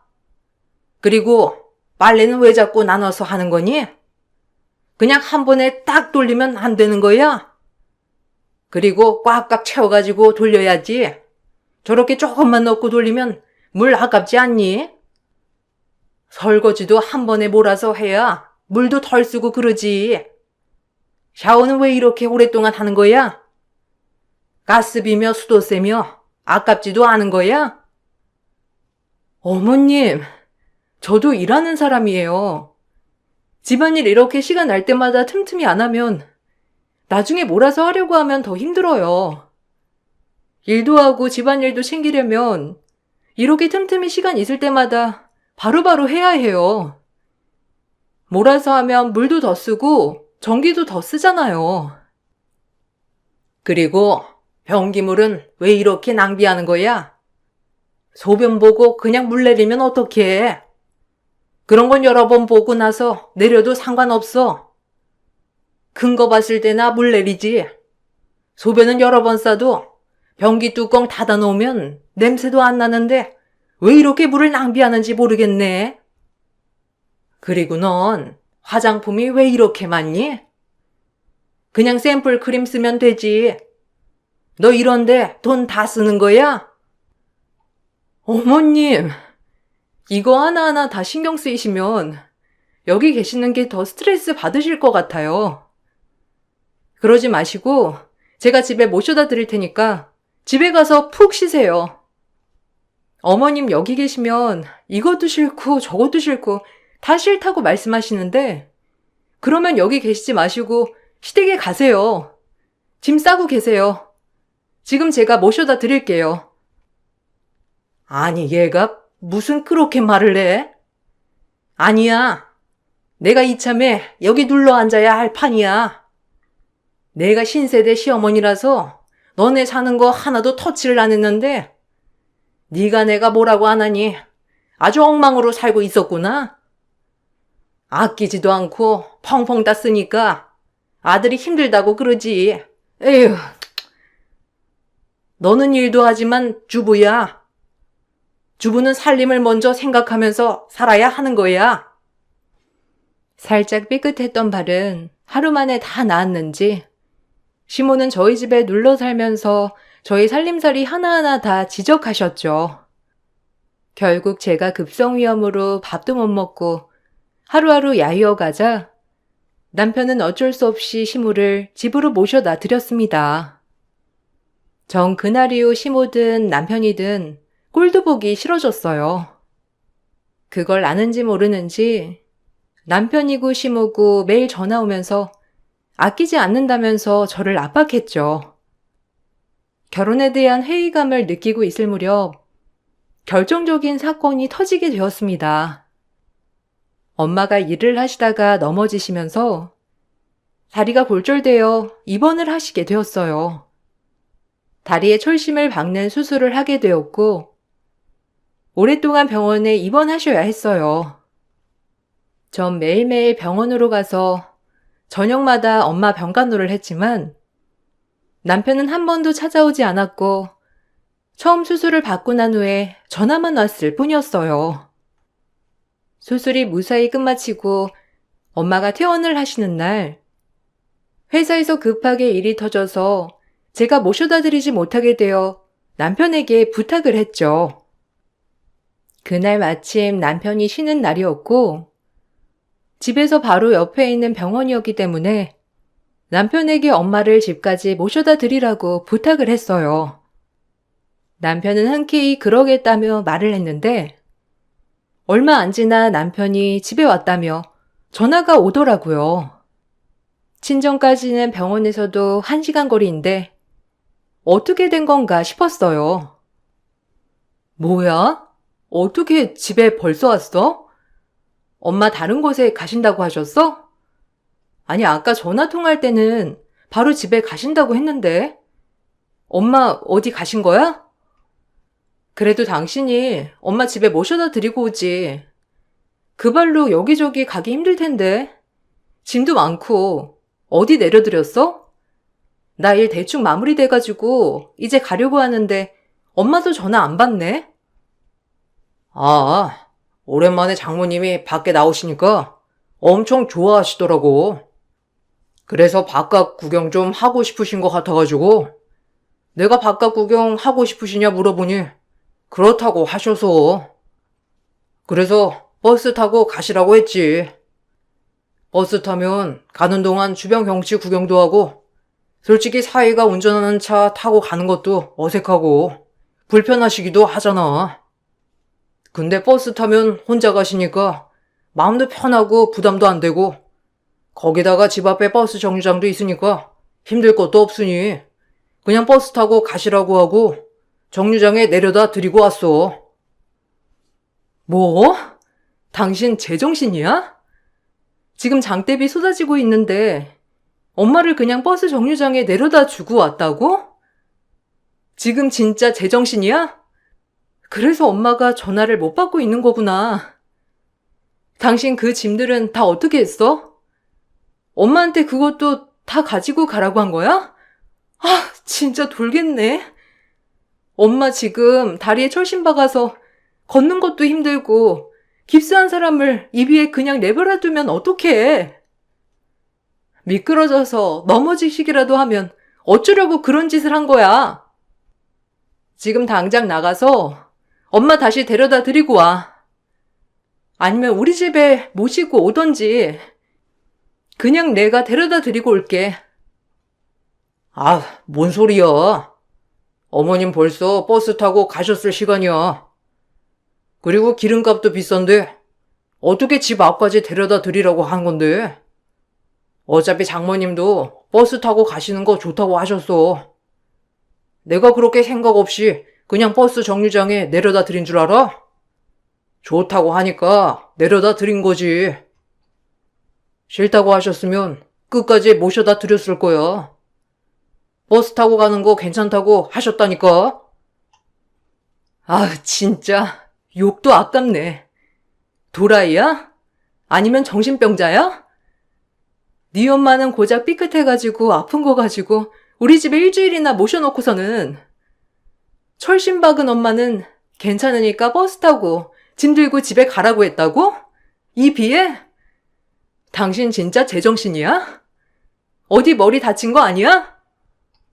그러지 않고서야 생각 없이 그따위 행동을 한다고? 뭘 그렇게 오버하는 거야? 솔직히 우리 엄마는 장모님보다 나이도 훨씬 많으니까 그렇게 살짝 삔 것도 나중에 심하게 아플 수 있다고. 그리고 엄마가 많이 고생해가지고 뼈도 안 좋고. 근데 장모님은 우리 엄마보다 젊으시잖아. 당신도 우리 엄마가 건강하면 좋지 않겠어? 남편은 말도 안 되는 소리를 하면서 저에게 오버를 한다고 했어요. 전 그런 남편에게 있는 정 없는 정 다 떨어지는 것 같았죠. 남편에게 크게 화를 내고 전화를 끊으니 얼마 지나지 않아서 시모가 저에게 전화를 해왔더라고요. 예, 우리 아들이랑 싸웠어? 들어보니까 별거 아닌 거 가지고 싸운 거 같던데. 너희 그냥 화해해. 그렇게 기싸움 해가지고 뭐 하려고 그래? 너희는 왜 이렇게 싸우는 거니? 원래 남자들은 자존심도 세고 그래서 너처럼 화내면서 말하면 못 알아들어. 조곤조곤 달래가면서 말해야지. 듣고 보니까 아들이 뭐 크게 잘못한 것도 없는 것 같던데 네가 오버한 거 아니니? 내가 보기엔 네 잘못도 있어. 그러니까 화해해. 어머님, 남편이 뭐라고 말한지는 모르겠는데 저 절대로 화해 못해요. 어머님 아시다시피 저희 엄마 다리 부러지셔가지고 철심까지 박으셨잖아요. 제가 오늘 회사에 급한 일이 터져서 엄마 퇴원 수속을 못하게 되니까 남편한테 집까지만 모셔다 드리라고 부탁했거든요. 근데 남편이 이 장대비 쏟아지는 날 엄마를 그냥 버스 정류장에 내려두고 왔더라고요. 근데 제가 화를 안 내게 생겼어요? 그 많은 짐도 그대로 내려두고 가라고 했어요. 저 진짜 너무 화나고 용서 못하겠어요. 아유, 얘. 걔는 진짜 날 닮아가지고 경제관념이 너무 똑부러진 거 아니니? 우리가 땅을 파봐라. 기름이 나오나. 요즘 기름값도 계속 오르는데 그렇게 여기저기 써재 끼고 다니면 어떻게 하겠어? 그리고 네 엄마는 아직 젊고 그렇게 철심 박았다고 해도 운동은 해야 하지 않겠니? 어차피 재활해야 되니까 자주 걷고 그래야 할 텐데 뭐 우리 아들이 잘했구먼. 뭘 용서 못하겠다고 난리야? 뭐요? 남편이 잘했다고요? 어머님, 저번에 다리 삐끗하셨을 때 생각 안 나세요? 그때 저한테 어른날 잘 모셔야 복 받는다면서 저보고 잘 모시라고 엄청 얘기하셨잖아요. 근데 남편이 하는 꼬락서니는 뭔데요? 우리 엄마도 어른이에요. 근데 남편은 몸도 성취하는 어른을 이 장대비에 버스 타고 가라고 그냥 내버려 두고 온 거라고요. 네가 지금 격분해서 그렇지. 나중에 시간 지나서 곰곰이 생각을 해봐라. 우리 아들이 무척이나 현명했다는 거 너도 알 거야. 너희 엄마도 운동해야 하고 솔직히 몇 주 동안 계속 병원에만 틀어박혀 있었으니 얼마나 답답하셨겠어. 운동도 하면서 겸사겸사 세상 구경도 하고 가면 얼마나 좋니? 사이가 데려다 주는 거 불편하고 부담될 수도 있는 거지. 네가 너무 예민하게 구는 거 아니야? 그렇게 아끼고 절약하는 거 세상에 널리 자랑해야지. 무슨 그렇게 말하는 거야? 아끼려고 노력하는 남편 칭찬은 해주지 못할 망정. 네가 더 너무하네. 시모는 오히려 저에게 예민하게 구는 것 같다며 절 타박했어요. 전 그렇게 말하는 두 모자를 가만둘 수 없겠다는 생각이 들었습니다.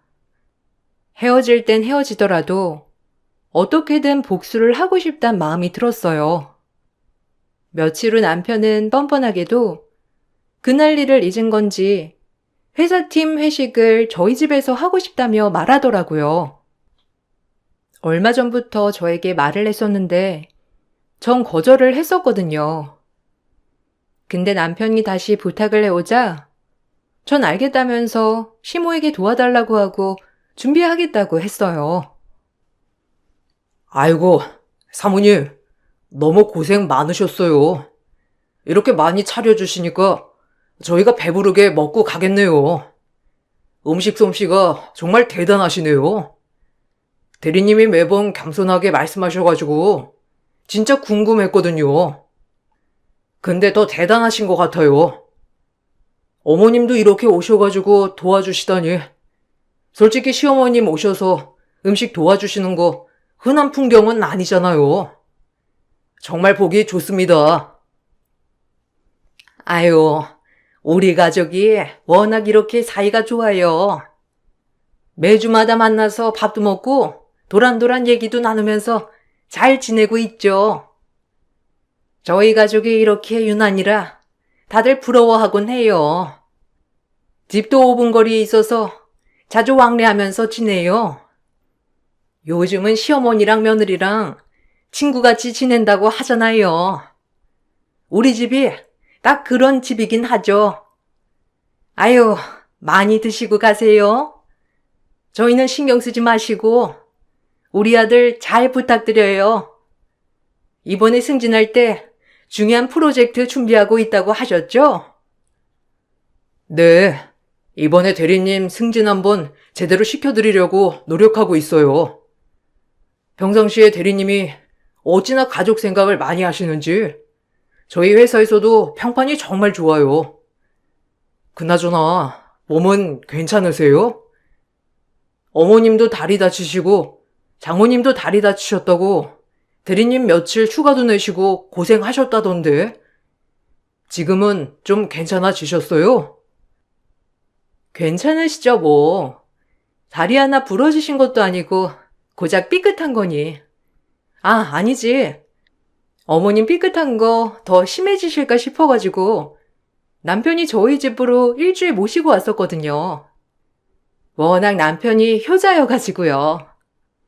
그래도 저희 엄마는 젊으니까 그런지 남편이 엄마 생각을 많이 해줬어요.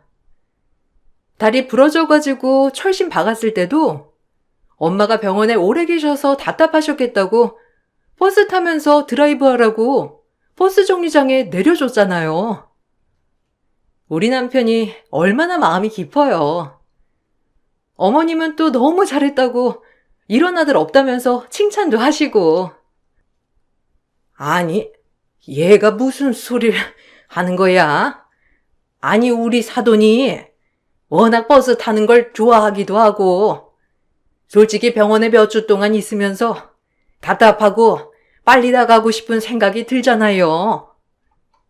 그래서 바깥 구경 하시면서 가시겠다고 하시길래 우리 아들이 아니라고 집까지 모셔다 드린다고 했는데 장모님이 엄청 고집을 부리셔가지고 버스 정류장에 내려드린 거잖아.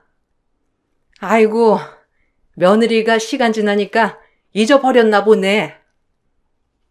네? 어머님, 제가 어떻게 잊어요? 그때 서운해했다가 어머님이 저보고 철없다고 엄청 혼내셨잖아요. 그래서 그렇게 하는 게 효도구나 잘 알았어요. 어머님이 자랑할 만한 일이라고 하셔가지고 이렇게 동료분들 오셨을 때 자랑하는 건데 뭐 잘못됐어요?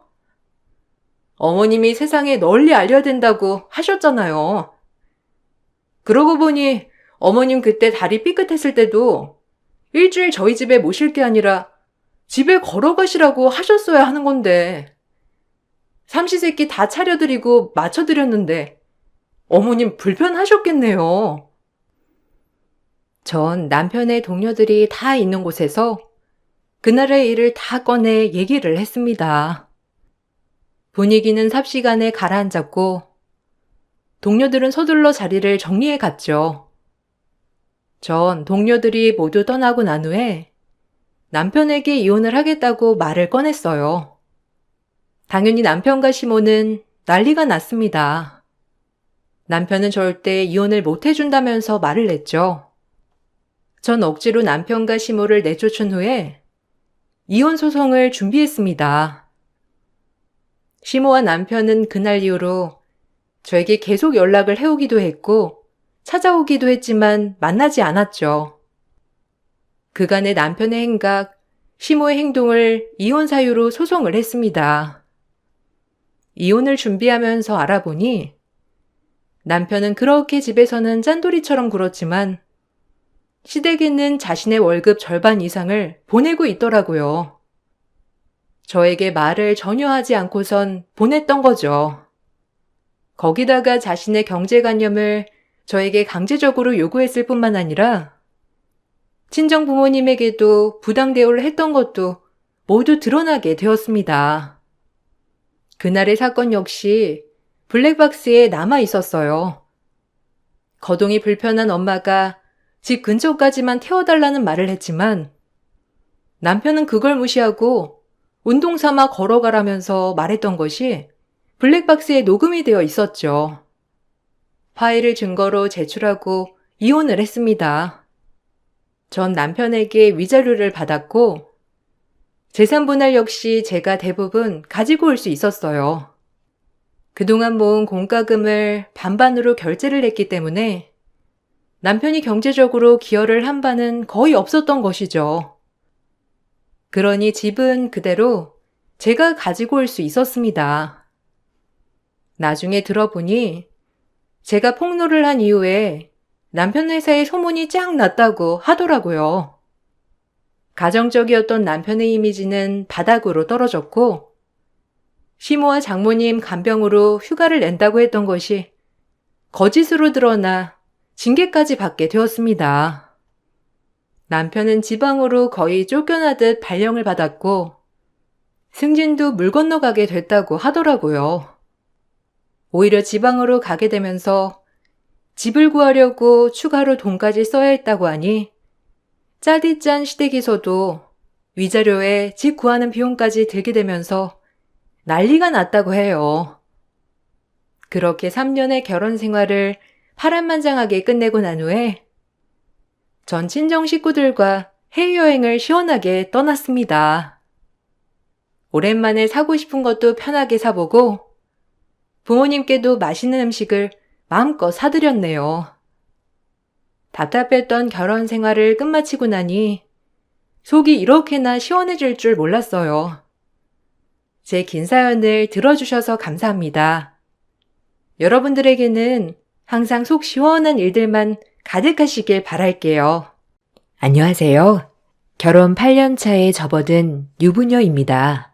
올라오는 많은 사연들을 접하면서 기가 막히기도 하고 속이 상하기도 했는데요. 곰곰이 생각해보니 제 사연도 여기에 올라올 만한 일이지 않을까 싶어 이렇게 사연을 전해봅니다. 결혼을 하면서 다른 것은 어렵지 않았지만 한 가지 걸리는 것이라면 바로 시어머니의 태도입니다. 앞뒤가 다른 사람이라고 하죠. 저는 시어머니의 민낯을 본 최초의 사람이 아닐까 생각이 들 정도였는데요. 지금까지도 정신을 못 차리는 시어머니를 보며 답답한 마음에 글을 쓰게 되었습니다. 남편과 저는 같은 대학에서 만나 연애를 시작했어요. 남편은 타지에서 생활을 하다가 다른 지역으로 대학을 온 상황이었죠. 그때 당시만 하더라도 가족과 교류가 많지 않았고 남편 역시 가족에 대한 이야기를 많이 하지 않았어요. 방학이 되어서도 집에 내려가지 않고 저와 같이 아르바이트를 하면서 지냈고 연애를 할 때도 가족들과 통화를 하는 것을 한 번도 본 적이 없었답니다. 그러다 보니 저 역시 남편의 가족에 대한 관심을 많이 갖지는 않았었는데요. 그렇게 무려 10년 동안의 연애를 하게 되었어요. 중간중간 남편은 저희 가족을 보기는 했지만 저는 남편의 가족을 보지는 못했었어요. 한번 명절에 남편에게 한우 세트를 들려 보냈었는데 그 이후로 갑자기 시댁 쪽에서 저를 궁금해한다는 소식이 들려오기 시작했어요.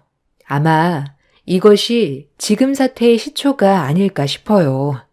저희는 연애 10년 만에 결혼을 결심하게 되었고 전 처음으로 시댁 식구들을 보게 되었답니다. 남편의 가족들은 홀 시어머니와 형, 여동생이 있는데 처음 시댁 식구들을 보는 자리에는 시어머니만 만날 수 있었어요. 다들 바쁘다며 못 오게 되었다는 소리에 그럴 수 있다고 생각해 넘어갔었죠. 여차저차 상견례까지 진행을 하게 되었는데 그 자리에서도 시어머니는 양쪽에서 아무것도 하지 않고 허례허식 없이 결혼을 했으면 좋겠다고 먼저 이야기를 하시더라고요.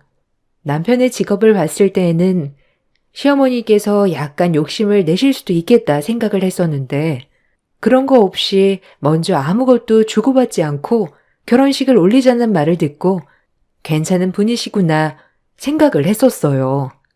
이때 시어머니의 속셈을 알고 있었다면 지금의 고민은 없을 거라 생각을 해요. 결혼 후 시어머니는 원래 살고 계시던 지역에서 사셨고 저희 역시 다른 지역에서 거주를 했기 때문에 시어머니와 따로 만나거나 마주칠 일이 거의 없었어요. 남편의 형과 여동생도 명절이 아니고서야 볼 일이 거의 없었고 남편도 가족들과 교류를 활발하게 하는 편이 아니었기 때문에 무려 결혼 5년 차까지 별탈 없이 흘러가고 있었답니다. 그렇게 결혼 5년 차가 지나고 시어머니의 본색이 드러나기 시작했어요. 처음 저희가 살고 있는 지역으로 오게 된 것은 시어머니가 사고로 다리를 다치게 되면서부터였습니다. 시어머니는 본인이 거주하고 있는 지역에는 믿을 만한 의사가 없다며 저희가 있는 지역에서 살면서 당분간 치료를 받고 싶다고 이야기를 하셨어요. 결혼하고 5년이 지나고서까지 시댁과는 별 트러블 없이 지내왔고 거기다가 시어머니는 저희 집으로 들어오시는 것이 아니라 근처 다른 곳에 집을 알아보신다고 하셨기 때문에 크게 문제가 되지는 않을 거라 생각을 했었어요. 남편과 상의를 해보니 남편은 뭔가 똘똘한 느낌이더라고요. 굳이 여기까지 와야 하겠냐는 남편의 말에 그때는 오히려 시어머니가 안쓰러운 생각이 들기도 했어요. 생각해보면 남편은 명절을 제외하고는 시어머니와 연락을 전혀 하고 있지 않는 것 같더라고요. 거기다가 시아주버님과 아가씨 역시 시어머님과 자주 만나는 건 아니었었거든요. 아무래도 가족들과도 멀리 떨어져 살고 있는데 아프기까지 하니 외로운 생각이 들어서 그러실 수 있겠다 생각이 들어서 저는 어머님의 말에 동의를 했어요. 저희 지역으로 오신다는 말을 듣고 난 며칠 후 어머님께 연락을 드렸습니다. 어머님, 집은 알아보고 계세요? 응, 주연아. 너희 집 근처로 알아보려고 하니까 생각보다 많지 않네. 여기서 그냥 왔다 갔다 하면서 치료를 받아야 할까 싶기도 하고. 네? 거기서요? 어머님, 거기서 여기까지 차로만 1시간 넘게 걸리는데 다친 발로는 무리세요. 그렇긴 하지만 그래도 집이 구해지질 않네. 나중에 매물이 나오면 그때 갈까 싶다. 안 그래도 몸도 안 좋으신데 괜찮으시겠어요? 지금 바로 치료를 받아야 하시는 거 아니에요? 아니야, 괜찮을 거야. 어쩔 수 없지. 지낼 곳이 없는데 막무가내로 갈 수도 없고. 시어머니와의 통화를 마치고 저는 고민에 빠지기 시작했어요. 사고로 인해 시어머니의 다리 상태는 좋지 않았었거든요. 저도 백방으로 알아봤지만 당장 입주할 수 있는 곳은 마땅치 않았는데요. 남편과 상의를 한 끝에 결국 저희 집으로 모시게 되었답니다. 처음에는 어머님이 극구 반대를 하셨지만 저와 남편이 계속해 이야기를 하니 마지못해 받아주시더라고요. 그때부터일까요? 어머님의 태도는 전과 미묘하게 달라지기 시작했습니다. 처음에 단순하게 같이 살다 보니 느끼는 불편함이라고 생각을 했어요. 중간중간 이상한 말을 꺼내 오시기도 했지만 그냥 착각한 것이라 생각을 했죠. 결혼 5년 동안에 큰 트러블 없이 잘 지내왔는데 갑작스럽게 태도가 바뀌는 건 이상하다고 생각을 했어요. 그러다 보니 처음 시어머니의 태도에 크게 대처하지는 못했었습니다. 그런데 시어머니의 태도는 날이 갈수록 이상해졌던 것 같아요. 예, 너 내일 나 병원 진료보는 거 알지? 늦지 않게 1시간 전에 출발하자. 네? 아, 어머님, 저 내일 일을 뺄 수가 없어요. 미리 이야기를 해 주시지. 죄송하지만 내일은 어머님 혼자 가셔야 할 것 같아요. 아니, 이 다리로 어떻게 혼자 가? 그럼 진료 미룰 테니 너 시간 될 때 가자꾸나. 어느 순간 어머님은 저를 마치 자신의 하인처럼 대하기 시작했어요. 휴일을 제외하고는 일을 하고 있었던 저에게는 이런 시어머니의 태도가 더욱 불편했죠.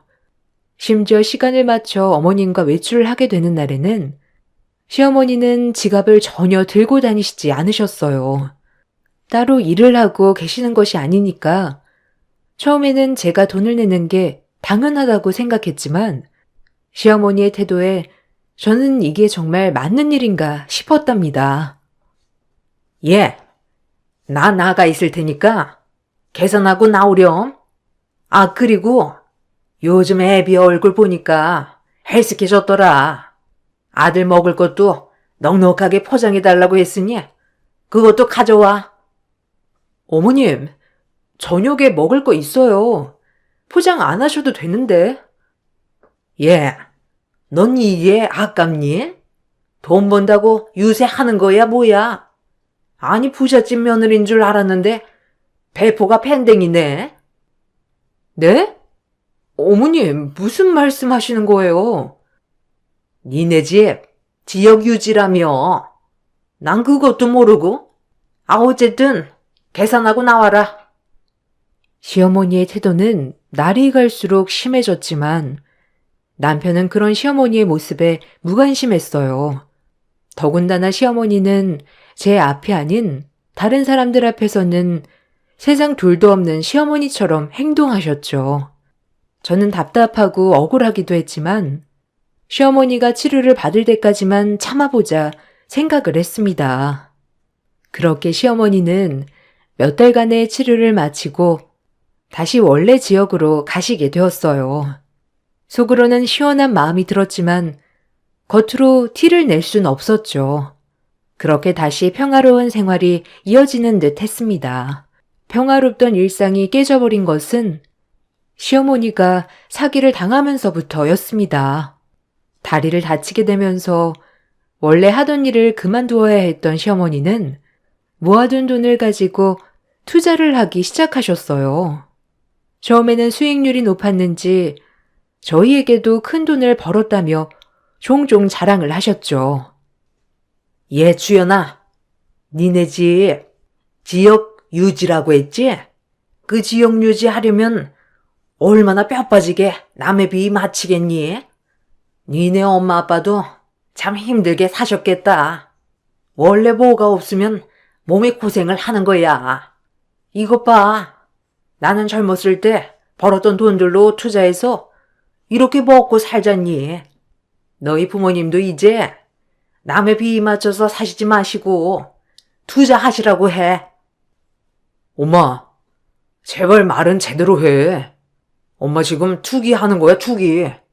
그게 정말 투자라고 생각해? 그리고 장인 장모님을 그렇게 이야기하지 마. 누구보다 성실하게 열심히 살아오신 분들이셔. 도대체 창피하게 왜 그렇게 이야기하는 거야? 아니, 내가 무슨 틀린 말 했니? 지금은 모르겠지만 예전에는 다 남의 뒤 봐주고 큰 자리 얻고 그랬어. 어머님, 저희 부모님 그렇게 사신 거 아니세요. 그렇게 말씀하시니 속이 상하네요. 무슨 이런 이야기로 속이 상해? 너도 별나다 정말. 어머님은 종종 이상한 말씀을 서슴없이 하시기도 했지만 남편이 그럴 때마다 어머님을 나무랐고 저 역시 참지 않고 이야기를 했어요.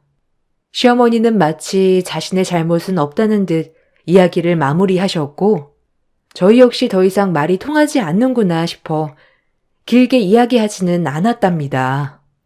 시어머니의 투자는 계속 성공적으로 이어지게 되었고 집에는 전에 없었던 명품 가방이며 옷들, 신발, 보석 등이 생기기 시작했어요. 가끔씩 시어머니 댁에 갈 때마다 새롭게 생긴 물건들을 보면서 놀라기도 했지만 시어머니에게 말이라도 꺼내는 순간 바로 머리가 아파할 것 같아 한 번도 티를 내지 않았답니다. 그렇게 시어머니의 자금줄이 튼튼해지면서 집을 나갔던 아주버님과 아가씨도 다시 어머님 댁으로 들어와 살기 시작하더라고요.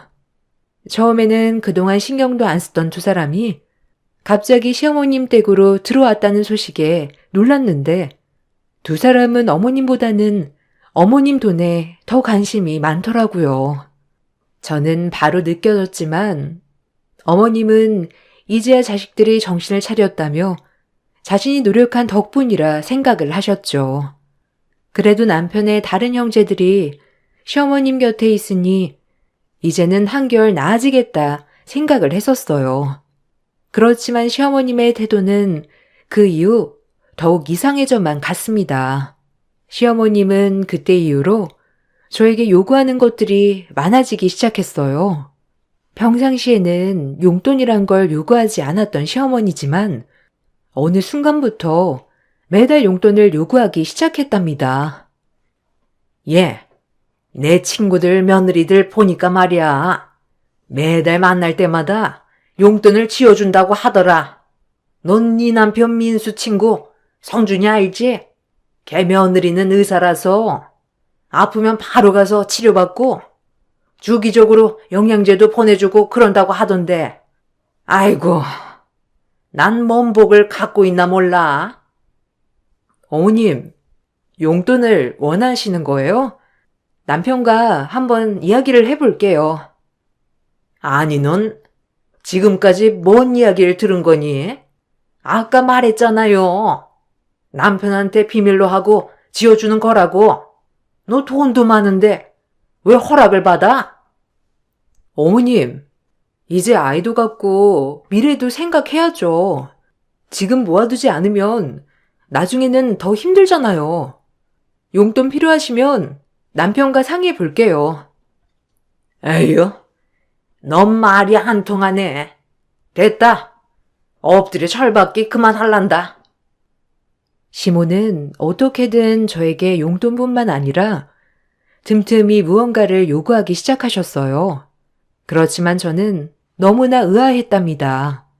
결혼을 할 때도 양가 지원 없이 집을 구하고 생활비를 마련하고 거기다가 우리 두 사람 모두 아직까지는 월급이 넉넉한 편은 아니었기 때문에 아이까지 생각한다면 지출을 줄여야 하는 형편이었거든요. 그런데 어느 순간부터 시어머니의 계속되는 금전적 요구로 점점 의문은 커지기 시작했답니다. 시어머니에 대한 의문이 커지면서 저는 점점 시어머니께 단호하게 이야기를 하게 되었어요. 문제는 시어머니뿐만 아니라 시아주버님과 아가씨도 함께 저에게 무언가를 요구하기 시작했다는 것이었어요. 평소에는 전화 한 통도 없었던 아가씨가 갑자기 전화가 와 나갔을 때도 당황을 할 수밖에 없었어요. 어머, 아가씨, 오랜만이에요. 아니, 어떻게 여기까지 오셨어요? 밥은 먹었어요? 오빠는 여기 온 거 알고 있어요? 아, 언니? 오빠한테는 이야기 안 하고 언니 보러 온 거예요. 잠시 시간 괜찮아요? 아니, 이런저런 할 이야기도 있고. 아, 그럼요. 아가씨, 무슨 일 있어요? 요즘 시어머님 댁에서 같이 지내는 건 어때요? 아, 그게 말이죠. 언니, 저 엄마랑 더 이상 못 살 것 같아요. 네? 아니, 왜요?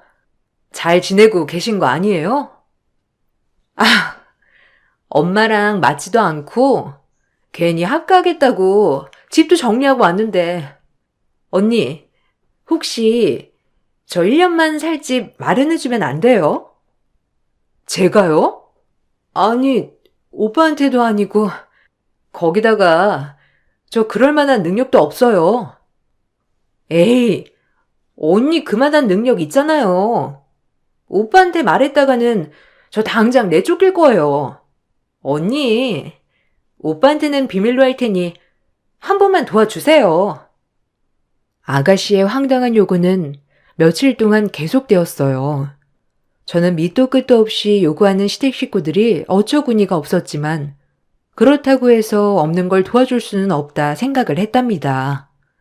그 이후에도 어머님은 냉장고를 사달라, 텔레비전이 고장났다, 차가 말을 안 듣는다며 이런저런 이야기들로 저에게 무언가를 요구하셨어요. 그때마다 혹시나 남편에게 이런 이야기를 들어봤냐며 물어보면 자신에게는 한 번도 전화가 온 적이 없다고 대답을 하더라고요. 저는 그때 시댁 식구들이 내가 만만하니 이러는 거라는 걸 알게 되었답니다. 더 이상은 참을 수 없다 생각이 들어 남편에게 그동안의 이야기를 모두 털어놓았고 남편은 크게 분노하여 그 길로 시댁에 찾아갔습니다.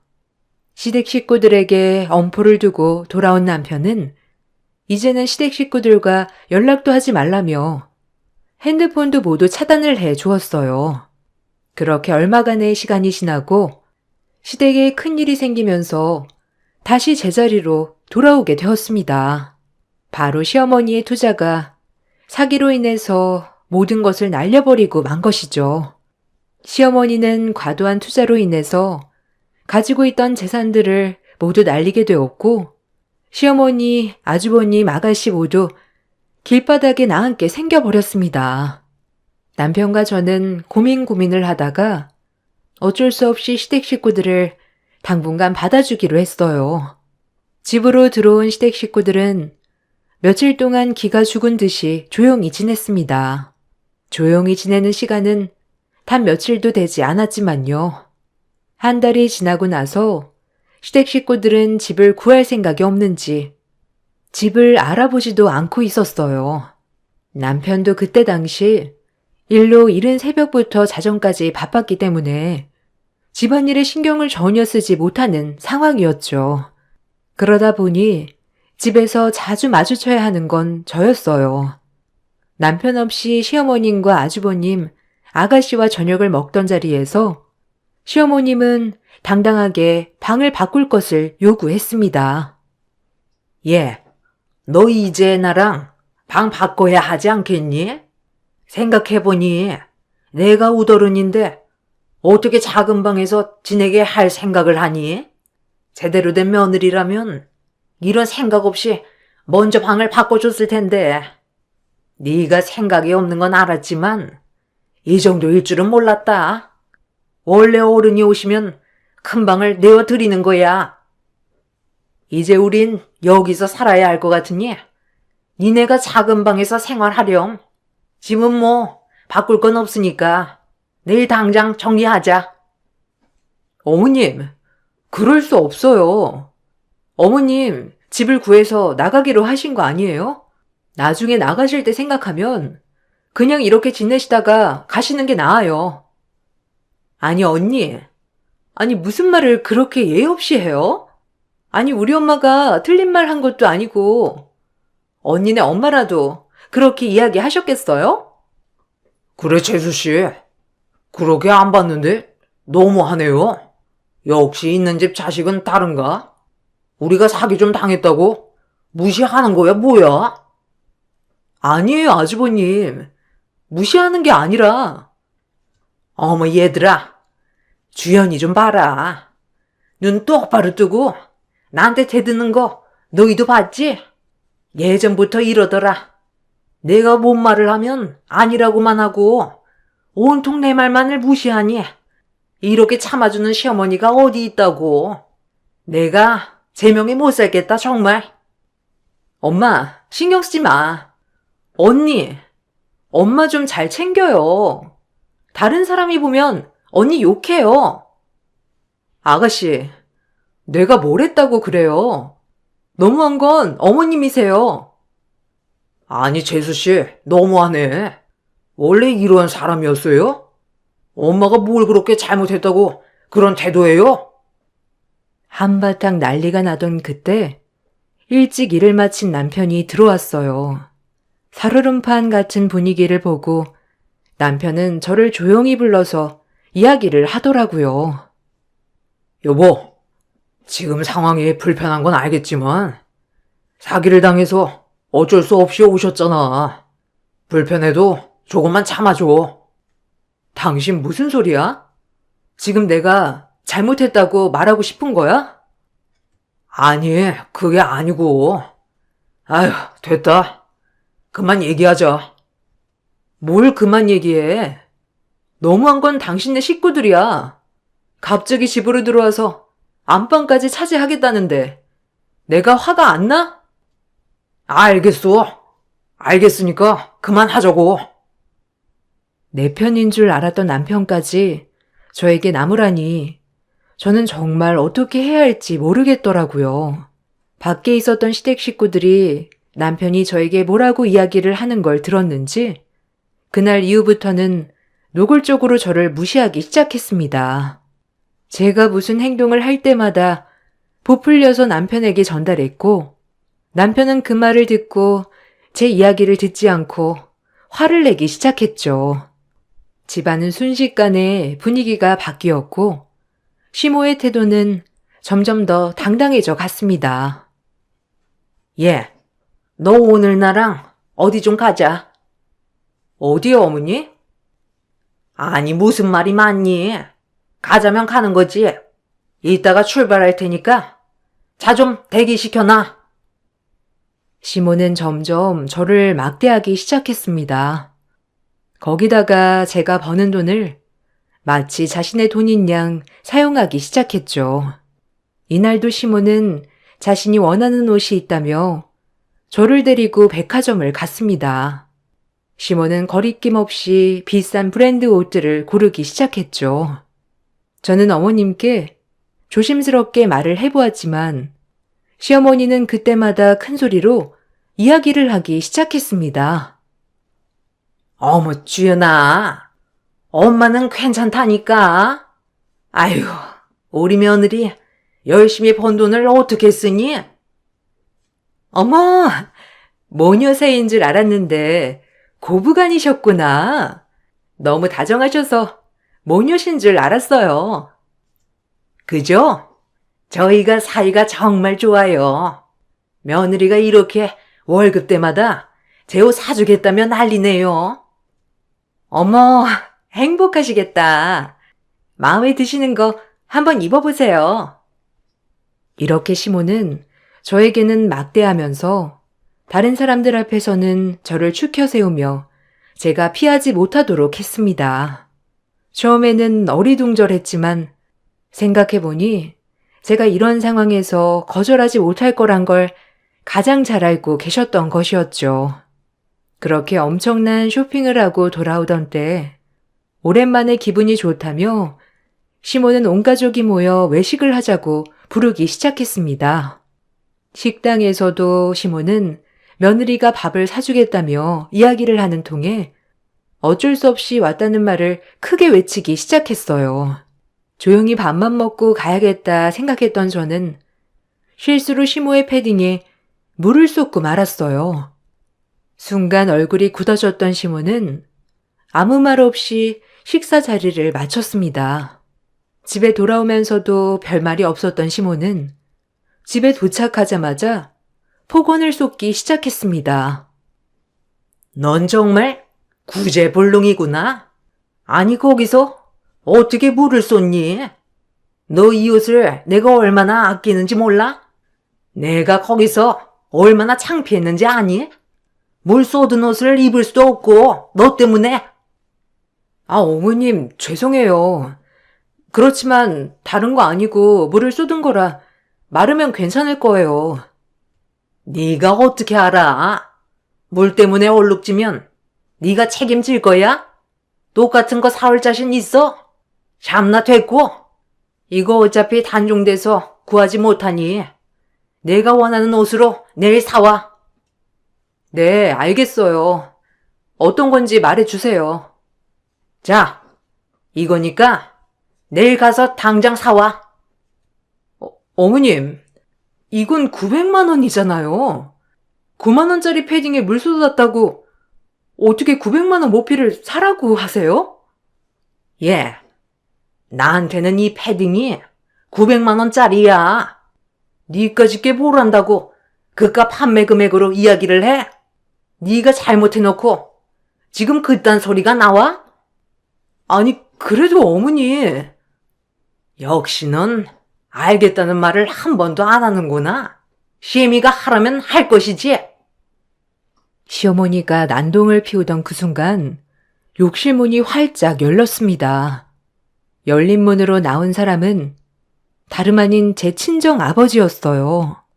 저도 깜짝 놀랐지만 저보다 더 놀란 것은 바로 시어머니였습니다. 놀란 표정으로 아빠를 보니 아빠는 당장이라도 집을 뒤엎을 것 같은 표정으로 시어머니를 바라보고 있었습니다.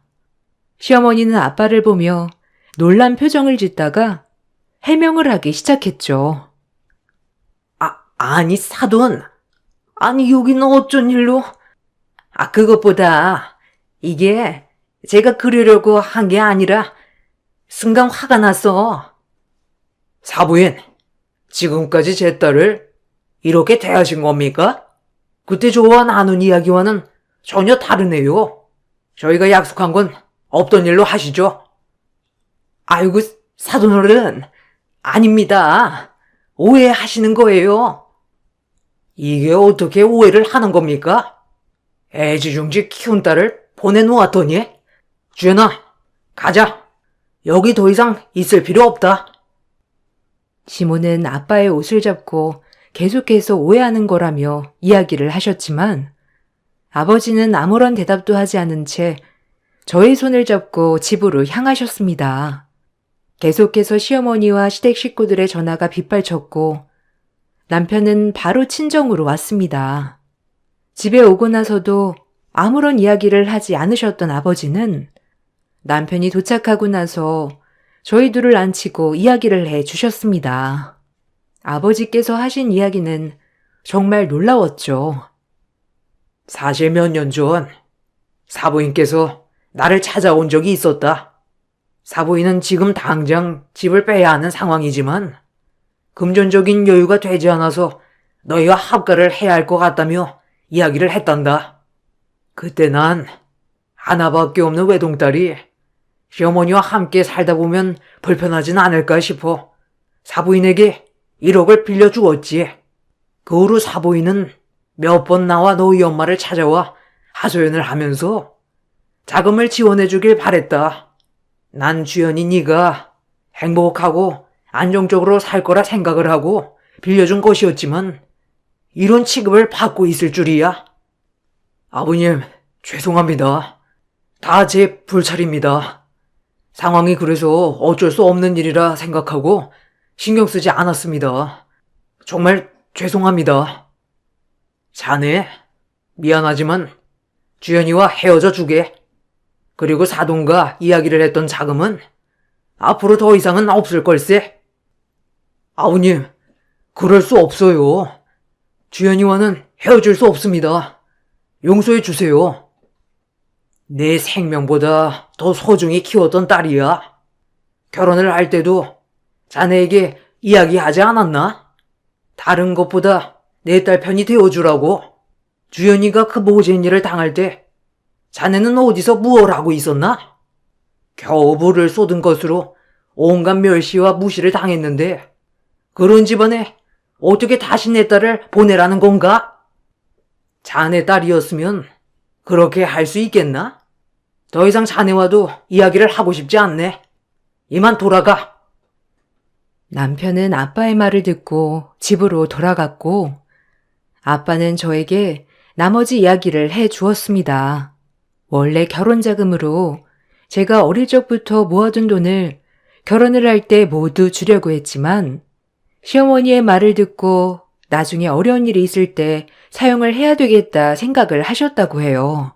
그러다 어디선가 시어머니가 저희 집안이 지역 유지라는 이야기를 들었는지 계속해서 돈이 없다며 찾아오기 시작하셨다고 합니다. 처음에는 저를 위해서 아빠는 한 번만 시어머니를 도와주기로 하셨지만 점점 시어머니의 요구는 노골적으로 변해갔다고 합니다. 생각해보니 아버지께 자금을 받으러 갔던 시기부터 시어머니는 저를 부잣집 며느리라 칭하기 시작했었죠. 저는 그것도 모르고 갑자기 변한 시어머니의 태도를 의아해하기만 했던 거고요. 처음에 수월하게 필요한 돈을 받고 나니 시어머니는 욕심이 생겼던 것 같습니다.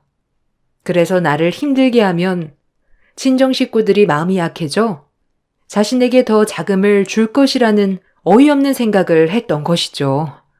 아빠 역시 시어머니의 욕심을 아셨기 때문에 도와주지 않으면 그 피해가 저에게 갈 것이라 예상을 했다고 합니다. 그렇지만 이렇게까지 저에게 막말을 퍼붓고 있을 거란 생각을 전혀 하지 못했는데 바로 그날 직면을 하게 되었던 것입니다. 아빠는 이날 일 전에도 시어머니가 찾아오셨다고 이야기를 하셨어요. 그날도 시어머니는 어쩔 수 없이 저희 집에서 다 같이 지내고 있는다며 돈이 없어 이사를 갈 수가 없다는 이야기로 아빠에게 말을 꺼내 오셨다고 해요. 고민을 하던 아빠는 시어머니가 필요한 금액을 빌려주고 이번이 마지막이라는 말을 직접 하기 위해서 저희 집까지 찾아오게 되신 거였습니다. 집으로 찾아갔더니 아무도 나오지 않아 남편에게 연락을 하고 집에 들어가 화장실을 갔었던 것이죠. 이런 상황을 전혀 알지 못했던 시어머니는 평소와 다름없이 집에 와 저에게 폭언을 하며 과도한 요구를 했던 것입니다. 어쨌든 그날 시어머니는 놀라 쓰러지면서 그 충격에 입이 돌아가 병원으로 실려가게 되었다고 합니다. 시댁 식구들 모두 저에게 냉정하다며 문자를 보내오기도 했습니다. 그 메시지를 보고 더 이상 이 사람들과 함께해서는 안 된다는 걸 다짐하게 되었어요. 냉정하게 더 이상의 지원은 없을 것이라 메시지를 보내고 난 후 정리를 했어요. 그 이후 시어머니는 계속해서 저와 저희 부모님께 연락을 해왔지만 한 번도 받아주지 않았습니다. 어떤 날은 폭언이 가득 담긴 메시지를 보냈다가 어떤 날은 자신의 잘못을 용서해달라는 메시지를 보내오고 있습니다. 그렇지만 시어머니와 시댁 식구들의 연락은 그날 이후로 답하지 않고 있어요. 거기다가 아버지는 지금까지 시어머니께 빌려준 자금에 대한 자료를 준비해 청구를 진행하셨습니다. 민사로 진행된 사건은 결국 배상 판결이 났고 시어머니는 이 돈을 갚기 위해 밤낮 없이 일을 하고 있다고 하네요. 남편은 그 이후로도 꾸준히 저희 집을 찾아왔고 시댁 식구들과 절연하겠다는 약속을 하고 다시 같이 생활을 하고 있습니다. 처음에는 남편이 자신의 어머님의 빚을 갚겠다고 이야기를 했지만 아버지는 원하지 않으셨습니다. 처음 시어머니와 약속한 건 역시 시어머니 당신이 직접 돈을 갚는 것이었기 때문에 아빠는 모든 돈을 다 갚을 때까지 시어머니를 용서할 수 없을 것이라고 말씀하셨죠. 지금 생각해보면 결혼 후 처음 5년이라는 시간 동안에는 시어머니가 저희 집안에 대해서 잘 모르고 있었기 때문에 본래 속내를 알지 못했던 거라 생각이 든답니다. 만약 처음부터 결혼하기 전에 저희 집에 대해서 알았다면 시어머니는 그때부터 본색을 드러냈을지도 모르겠다 생각이 들었네요. 아마 서로 다른 지역에서 살았으니 각자의 상황을 잘 모르기 때문에 5년이란 세월이 지나고 나서야 알았던 것이겠죠. 지금은 평온한 생활을 보내고 있습니다. 남편과의 관계도 점점 회복하고 있어요. 사람의 본색이라는 건 누구도 알 수 없는 것이라고 하지만 이렇게 무서운 것도 있다는 걸 알게 되었습니다. 저의 이야기를 끝까지 들어주셔서 감사합니다.